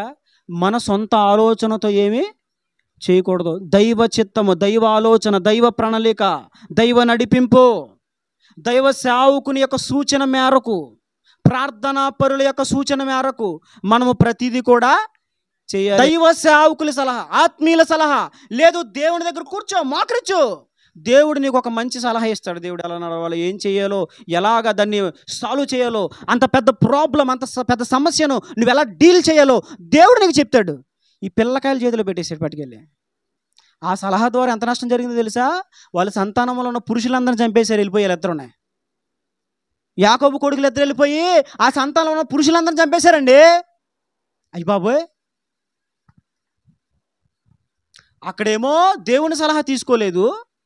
పిల్లల పెత్తనమే అక్కడ చలాయింపైంది. ఇప్పుడు ఇక్కడ జరిగిందేంటి? దీని ద్వారా పిల్లలు ఏం చేశారు? వెళ్ళిపోయి ఆ హామోరూకమైన షేకేమో ఇంకా ఆ సంతానికి సంబంధించిన పురుషులందరినీ కూడా చంపేసి దేనాన్ని తీసుకుని వచ్చేసారు వీళ్ళు. ఇప్పుడు ఎలా ఉంటుందో ఆలోచించిన పరిస్థితి. వాళ్ళు ఊరుకుంటారా? వాళ్ళ కుటుంబాలలో ఊరుకుంటారండి? భయంకరమైన ప్రమాదాన్ని తెచ్చిపెట్టారు. దేవుని కృప తోడై ఉంది కాబట్టి, నేను నిన్ను విడిచిపెట్టనని దేవుడు వాగ్దానం చేశాడు కాబట్టి ఆ పరిస్థితుల్లో చిక్కుకోకుండా, ప్రమాదంలో వీళ్ళ చంపబడకుండా వారు కాపాడబడ్డారు. ఇప్పుడు ఇంకొక విషయాన్ని మనం ఆలోచిద్దాం. ఇప్పుడు వీళ్ళు నరహంతకులుగా అయిపోయారు కదా. ఇప్పుడు ఒక వ్యక్తిని చంపాలంటే ఏమండి? ఇప్పుడు మీ చేతి కత్తిస్తాను, చంపుతారా? ఏమా? రక్తం చూస్తేనే కొంతమంది రక్తం చూస్తేనే ఏమైపోతారండి. నా భార్య చెప్పింది, ఒక ఆయన బాక్సింగ్ చేశాడంట, గుద్దాడంట, రక్తం వచ్చిందంట, అలా ఆవిడ చూసి కళ్ళు తిరిగి గడిపోయిందంట. నా భార్య చెప్తూ ఉంటుంది. అంటే రక్తం చూడగానే మనం ఏమైపోతామండి? అంటే కత్తి తట్టుకుని హా హూ హా అంటాం. మనం ఆడుకునే గేముల్లో చేస్తారు. పబ్జి గేమ్ అండి. ఏ గేమ్ అది? అసలు నరుక్కోవడం అవి ఎక్కడ సాగుతాయి? ఇక్కడ సాగవు. ఇప్పుడు కత్తులట్టుకొని వీళ్ళు వాళ్ళ మీద పడి కత్తులాడించారు, చంపేశారంటే, పీకలు లేపేశారంటే భక్తి ఉన్న వాళ్ళలో భక్తి ఉన్న వాళ్ళ భక్తి లేదు. భక్తి ఎందుకు లేదు? నువ్వు నేరితేనే కదా ఉండేది భక్తి. మా ఓడండి మాట అండి, మా ఓడు ప్రార్థన చేయడండి, మా ఓడు నువ్వు చేసింది ఏది? నువ్వు చేసావా ఎప్పుడైనా? పిల్లలు చూస్తుండే ఎప్పుడైనా మోకరిచ్చావు నువ్వు? పిల్లలు చూస్తుండే ఎప్పుడైనా ఉపవాసం ఉన్నావు నువ్వు? పిల్లలు చూస్తుండే బైబిల్ చదివి ఎప్పుడైనా నువ్వు? లేదు. ఇప్పుడు ఇడేం చేయాలంట? మా అన్నయ్య చెప్పాడు ఒకసారి, మా ఊరు పక్కన ఒక ఊరు ఉంటుంది పక్కనే, అక్కడ ప్రార్థనకి వెళ్తే మా అన్నయ్య అక్కడ ఒక ఇంట్లో ప్రార్థన పెట్టాడు, బైబిల్ చదువుతూ ఫలానా రెఫరెన్స్ తీయండి అన్నాడు మా అన్నయ్య, చదవండి అన్నాడంట. ఈలోపు తండ్రి కొడుకులు కూర్చున్నారు పక్క పక్కన, తండ్రి కొడుకులే. నాన్న అన్నాడంట, డాక్టర్ గారు మా ఓన్ చదవమానండి అన్నాడు నాన్న. పక్కన కొడుకు ఏమన్నాడు తెలుసా? యథార్థం జరిగింది ఇది. నాన్న వంకర మాటలు మాట్లాడకే అన్నాడంట. యథార్థం జరిగిందండి, ఇది యథార్థం జరిగింది. ఎందుకని? బైబిల్ తీసి చదివిన దాఖలాలే బతుకులోనే. నువ్వు భక్తి చేయకుండా పిల్లల భక్తులు ఎదిగిపోవాలంటే ఎలా అయిపోతుంది?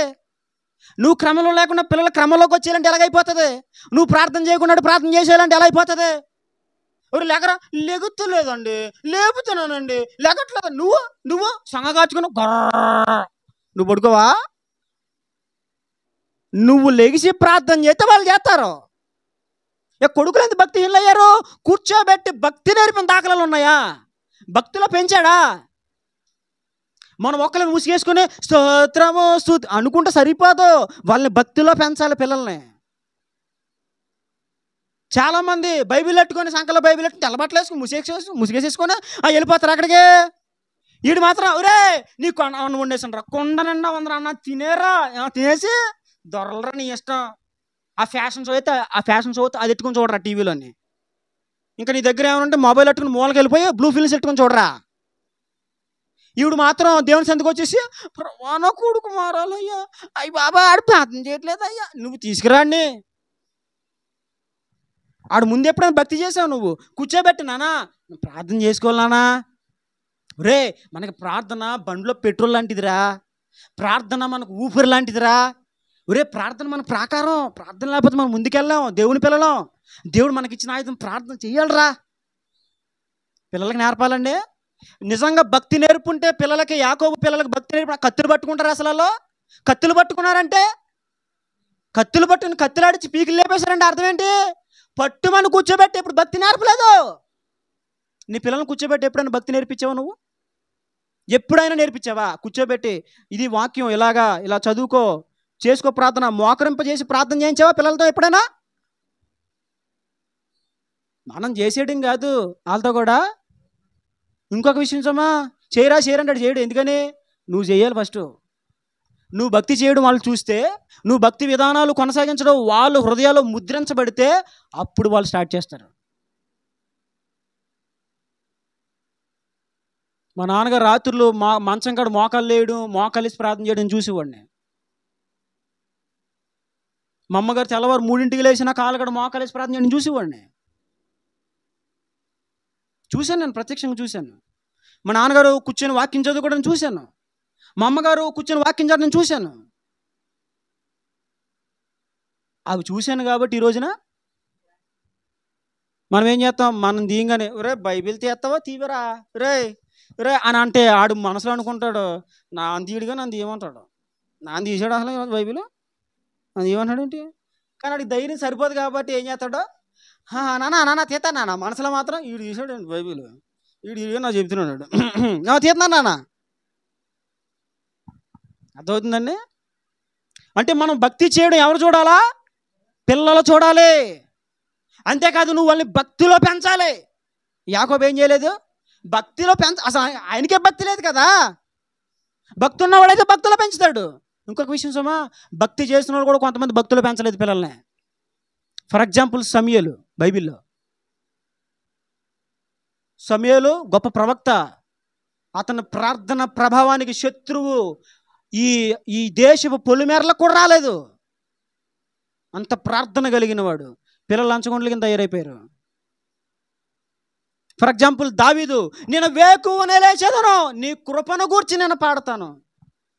అబ్బా, దావీదు వర్ణించిన వర్ణనలు కొన్ని ఉంటాయి, నేను చదువుతూ ఉంటే అవి బాబు అసలు దేవునితో ఎంత మమేకమైపోయాడో, దేవుని దగ్గరికి ఎంత డీప్గా వెళ్ళిపోయాడో అనుకుంటాను నేను.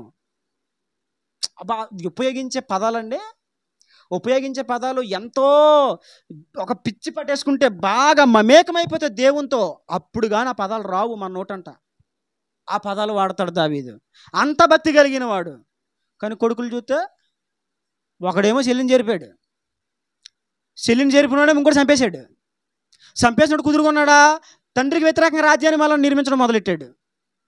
కారణం ఏది? భక్తిలో పెంచలేదు. పిల్లల్ని ఏం చేయాలి? పిల్లల్ని భక్తిలో పెంచకపోతే రేపొద్దున వాళ్ళు మన కళ్ళల్లో ములులుగాను పక్కలో శూలాలుగా మారిపోతారు. పిల్లల్ని ఏం చేయాలండి? భక్తిలో పెంచాలి, చాలా ఇంపార్టెంట్. అవి లేవు అక్కడ. అంతేకాదు, చివరిగా ఒక మాట నేను చెప్తున్నాను చూడండి. చివరి మాటకు వచ్చేసాను. 32వ అధ్యాయము 27వ వచనం. ఆయన నీ పేరేమి అని అడగగా ఏమంటున్నాడు? నీ పేరేంటి? రాత్రంతా పెనుగులాట, దోతకి యాకోబుకి పెనుగులాట జరుగుతూ ఉంది. ఈ పెనుగులాటలో రాత్రంతా కూడా ఈ యాకోబు అంటున్నాడు, నీవు నన్ను ఆశీర్వదించు. యాకోబు ఏమన్నాడండి? ఆశీర్వదించు, ఆశీర్వదిస్తేనే కానీ నిన్ను పోనీయను. రాత్రంతా ఇదే పెనుగులాట జరుగుతూ ఉంది. దేవుని దూతకు అదే సమయంలో యాకోబుకి మధ్యలో పెనుగులాట. దూత అంటాడు, నీ పేరు చెప్పు. పేరు చెప్పాలంటే ఏమనాలి ఇప్పుడు? యాకోబు అంటే నేను మోసగానే ఒప్పుకోలు. ఇప్పుడు అక్కడ చెప్తులేదు. ఈ పెనుగులాటలో పేరు చెప్పట్లేదు. నీవు నన్ను ఆశీర్వదించు. అదే అయిపోయిందిలే. కొంతమంది అంటారు అయిపోయింది కాదు, అయిపోయింది కూడా దేవుని దగ్గర ఒప్పుకోవాలి. ఏం చేయాలండి? ఒప్పుకోవాలి. ఇప్పుడు యాకోబుని దేవుడు ఏమన్నా నీ పేరేంటి? ఇప్పుడు అనాలి, నేను మోసగాడిని. అక్కడ అన్నను మోసం చేశాను 2 సార్లు. అన్నను మోసగించాను, తండ్రిని మోసగించాను, నేను అబద్ధికుణ్ణి. ఇప్పుడు ఏం చేయాలి? అంత అక్కడ ఒప్పుకోవాలి. ఇప్పుడు నువ్వు ఒప్పుకోకుండా ఆశీర్వాదం రావాలంటే ఎలా వచ్చేస్తుంది? నీ తప్పులు ఒప్పుకోకుండా, నీ బ్రతుకు ఒప్పుకోకుండా, నీ జీవితం ఒప్పుకోకుండా, ఏమీ చేయలేనట్టు నటిస్తూ చెయ్యాల్సిందంతా చేసేసి ఏమీ చేయనట్టుగా, ఏమీ తెలియనట్టుగా, కుక్కను పేనులాగా, పిల్లి పాలు తాగి ఎవరు చూడదన్నట్లుగా అలా కూర్చొని నాకేం తెలియదు కదా. ఇప్పుడు మన జీవితాన్ని మనం ఒప్పుకుంటే మన జీవితాన్ని దేవుడు ఏం చేస్తాడు?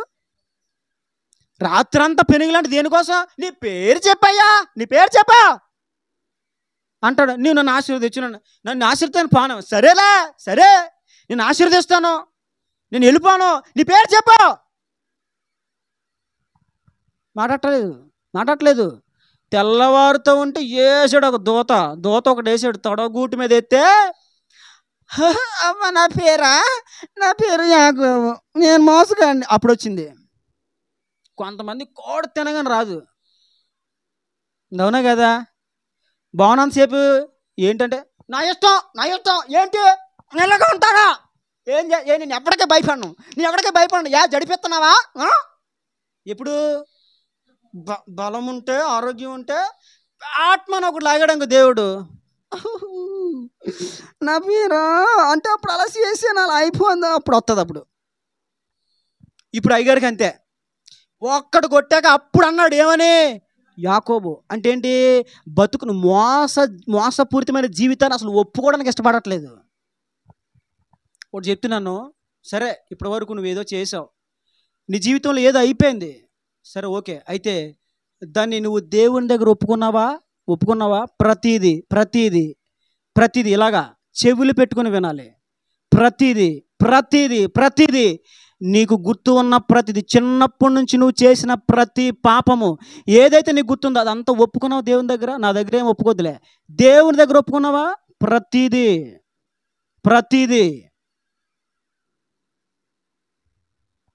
ఒప్పుకో. నేను చెప్తున్నాను, నీ పరిస్థితులు మార్చేస్తాడు దేవుడు. దేవునికి మహిమ కలుగును గాక. ఒప్పుకుంటే దేవుడు ఏం చేస్తాడండి? పరిస్థితులు మార్చేస్తాడు. ఇంతకాలం మోసపూరితమైన జీవితాన్ని జీవించి ఒప్పుకోమంటే ఒప్పుకోవడానికి నోరు రావట్లేదు. ఏం చేయాలి మనం? నీ పేరేంటి? నీ బతుకు చెప్పు. నువ్వేం చేసావు, ఎలా బతికావు, అదంతా ఏం చేయాలి ఇప్పుడు మనం? ప్రభా నేను ఇలా చేశానయ్యా, అలా తిరిగానయ్యా, భార్యను కొట్టానయ్యా, నిష్ఠూర పెట్టానయ్యా, పిల్లల్ని ఇలా చేశానయ్యా, డబ్బులు ఇలా చేశానయ్యా, అలా పాడు చేశానయ్యా, ఇలా తిరిగానయ్యా, అది చేశానయ్యా, నీకు విరోధమైన పనులు ఇది చేశానయ్యా, ప్రభా నన్ను క్షమించయ్యా, తండ్రి నన్ను కనికరించి ప్రభా. ఏం చేయాలి మనం? ఒప్పుకోవాలి. ఒప్పుకోండి అంటే అది అయిపోయింది కదా, అప్పుడు అయిపోయింది అలాగా. సరే ఇప్పుడు నేను ఎవరు కాదనలేదు, కానీ ఏం చేయాలి? ఒప్పుకోవాలి. నువ్వు ప్రతి అవిధేయతను, నీ బాల్యం నుండి చేసిన ప్రతి పాపముని ఒప్పుకుంటే నీ గుండెల్లో ఉన్నటువంటి బరువు అంతా కూడా తొలగిపోతుంది యేసునామములో. ఏం చేయాలి ఇప్పుడు? ఒప్పుకోవాలి. ఒప్పుకునే స్వభావం ఇప్పటివరకు రాలేదు. ఒక్కటి పడ్డాక అప్పుడు వచ్చింది. ఇప్పుడు ఆశీర్వాదాన్ని పొందుకున్నాడు. ఆశీర్వాదం పొందుకోవడానికి, నిజమైన ఆశీర్వాదము, దైవికమైన ఆశీర్వాదము, ఆత్మ సంబంధమైన ఆశీర్వాదం పొందుకోవడానికి ఇన్ని సంవత్సరాలు పట్టింది. ఎందుకు? నీలో ఉన్న లోపాలే. యాకోబు జీవితం మనం ధ్యానం చేసామా? ఎన్ని లోపాలు పెట్టుకున్నాడు? ఇన్ని లోపాలు పెట్టుకొని ఏమీ తెలియనట్టు హల్లెలూయా స్తోత్రం. ఏం చేయాలి? ఒప్పుకో నిర్మోహమాటంగా, సిగ్గుపడకుండా దేవుని ఎదుట నీ యొక్క జీవితాన్ని పరిచే దేవుని ముందు పెట్టు. ఒప్పుకుంటే నీకు విడుదల కలుగుతుంది. ఒప్పుకుంటే నీకు ఆశీర్వాదము లభిస్తుంది. ఒప్పుకుంటే నీ పాపములు క్షమించబడతాయి. ఒప్పుకుంటే దీవెన వస్తుంది. ఒప్పుకుంటే నువ్వు కోల్పోయినవన్నీ మరలా తిరిగి సమకూర్చబడతాయి. కాబట్టి ఆలోచించండి. దేవుడు నీ విషయంలో గొప్ప ప్రణాళికలే కలిగి ఉన్నాడు. దేవుడు నీ విషయంలో గొప్ప ఆలోచనే కలిగి ఉన్నాడు. నువ్వు తల్లి గర్భములో ఉన్నప్పుడే దేవుడు నీ విషయంలో ఒక గొప్ప ప్రణాళిక కలిగి ఉన్నాడు. ఇది మర్చిపోద్ది. ఎప్పుడు చివరిసారిగా చెప్తున్నాను, దేవుడు నీవు తల్లి గర్భములో ఉండగానే, ఇప్పుడు నీకు ఎన్ని సంవత్సరాలు వచ్చింది నాకు తెలీదు, ఎంత వయసు నాకు తెలీదు, కానీ నువ్వు తల్లి గర్భములో ఉండగానే దేవుడు నీ పట్ల గొప్ప ప్రణాళిక కలిగి ఉన్నాడు. నెరవేరలేదంటే కారణం ఏంటి? నటించే జీవితం, అబద్ధములు మాట్లాడే స్వభావం, మోసపూరితమైన బుద్ధి, భక్తిహీనత, పెత్తనాలు పిల్లల చేతులు అప్పగించడం, పిల్లల్ని సరిగ్గా పెంచకపోవడం, దశంభాగం ఇస్తానని ఎగ్గొట్టేయడం, మొక్కుబడి చేసుకుని మొక్కుబడి తీర్చకపోవడం, జీవితాన్ని బతుకుని ఉన్నది ఉన్నట్లుగా ఒప్పుకోకపోవడం. ఇవి మనం చేస్తే ఈరోజు దేవుడు చాలా స్పష్టంగా మాట్లాడాడు మనతో. పరిశుద్ధాత్మ దేవుడు మనతో చాలా స్పష్టంగా మాట్లాడాడు. నీ పట్ల ఆయన ప్రణాళిక కలిగి ఉన్నాడు. అది నిజము. 100% నిజమదే. దేవుడు నీ పట్ల ఉన్నతమైన ఆలోచనలు కలిగి ఉన్న నిజమదే. దేవుడు నీకు చేసిన వాగ్దానము నెరవేరుస్తాడు. ఖచ్చితమది. అది ఎవరు మార్చలేరు. అయితే నీవెలా ఉన్నావో ఆలోచించు. దేవుడు నీ పట్ల కలిగి ఉన్న ప్రణాళికలకు అనుగుణంగా జీవిస్తున్నావా, లేదంటే దేవుని ప్రణాళికలకు వ్యతిరేకంగా బ్రతుకుతున్నావా? దేవుడు నీకు ఇచ్చిన వాగ్దానాలకు అనుగుణంగా జీవిస్తున్నావా, ఆ వాగ్దానాలకు వ్యతిరేకంగా నువ్వు జీవిస్తున్నావు? ఒక్కసారి ఆలోచించుకుంటే, ఈరోజే ఇవన్నీ కూడా సరి చేసుకుంటే, వెంటనే నేను చెప్తున్నాను, క్షణాలు రెప్పపాటున నీ జీవితంలో దేవుడు కార్యాలు చేస్తాడు. రెప్పపాటున దేవుడు కార్యం చేయాలంటే ఆయనకి సంవత్సరాలు అక్కర్లేదు, రోజులు అక్కర్లేదు, గంట అక్కర్లేదు. రెప్పపాటున వితిన్ 1 సెకండ్, ఒక్క సెకండ్లో రెప్పపాటున దేవుడు కార్యం చేయగలిగిన సమర్థుడు. కనుక ఒకసారి సరి చేసుకో. నీ స్థితిని చూసి నువ్వు కృంగిపోకు. నా బతికంటే ఎప్పటి నుంచి ఇలాగే, అందరికంటే నేను తక్కువ నన్ను అనుకోకు. నీ పట్ల దేవుడు ఉన్నతమైన ప్రణాళిక కలిగి ఉన్నాడు. దేవునికి ఇచ్చిన వాగ్దానాలు సందేహించుకో. దేవునికి ఇచ్చిన మంచి వాగ్దానాలే నెరవేర్చాలని దేవుడు ఇచ్చాడు నీకు. అయితే నీలో ఉన్న లోపాలు బట్టే నువ్వు వాటిని స్వతంత్రించుకోలేకపోతున్నావు. కాబట్టి ఆలోచించు. ఈ మధ్యాహ్న కాల సమయంలో ఒక్కసారి దేవుని సన్నిధిలో నీ జీవితాన్ని పరచగలిగితే, నువ్వు నిన్ను దేవునికి అప్పగించుకోగలిగితే, ఒక్కసారి నీ జీవితాన్ని నువ్వు దేవునికి అప్పగించుకోగలిగితే, నటించే స్వభావం దయచేసి విడిచిపెట్టేసుకోగలిగితే, అబద్ధాలు మానేసుకోగలిగితే, భక్తిహీనతను వదిలేయగలిగితే, పెత్తనము పిల్లలకు అప్పగించకుండా సమస్యలో దేవునికే ప్రతి విషయాన్ని అప్పగించి దేవుని సలహాను నువ్వు తీసుకోగలిగితే, పిల్లలను భక్తిలో పెంచగలిగితే, నీ జీవితం నువ్వు స్పష్టంగా దేవుని దగ్గర ఒప్పుకోగలిగితే, మురుకుబడి చేసుకుని వెంటనే చెల్లించగలిగితే, ఇస్తానన్న దశంభాగం క్రమముగా నువ్వు ఇస్తే గనక, నేను చెప్తున్నాను, యాకోబును ఆశీర్వదించిన దేవుడు నిన్ను కూడా ఆశీర్వదిస్తాడు. కాబట్టి ఒక తీర్మానం చేసుకుని ప్రార్థన చేసుకుందాం. అందరూ మోకరించండి. దేవుడి మాటలు మన వెనుకలో దీవించి ఫలింపచేయును గాక.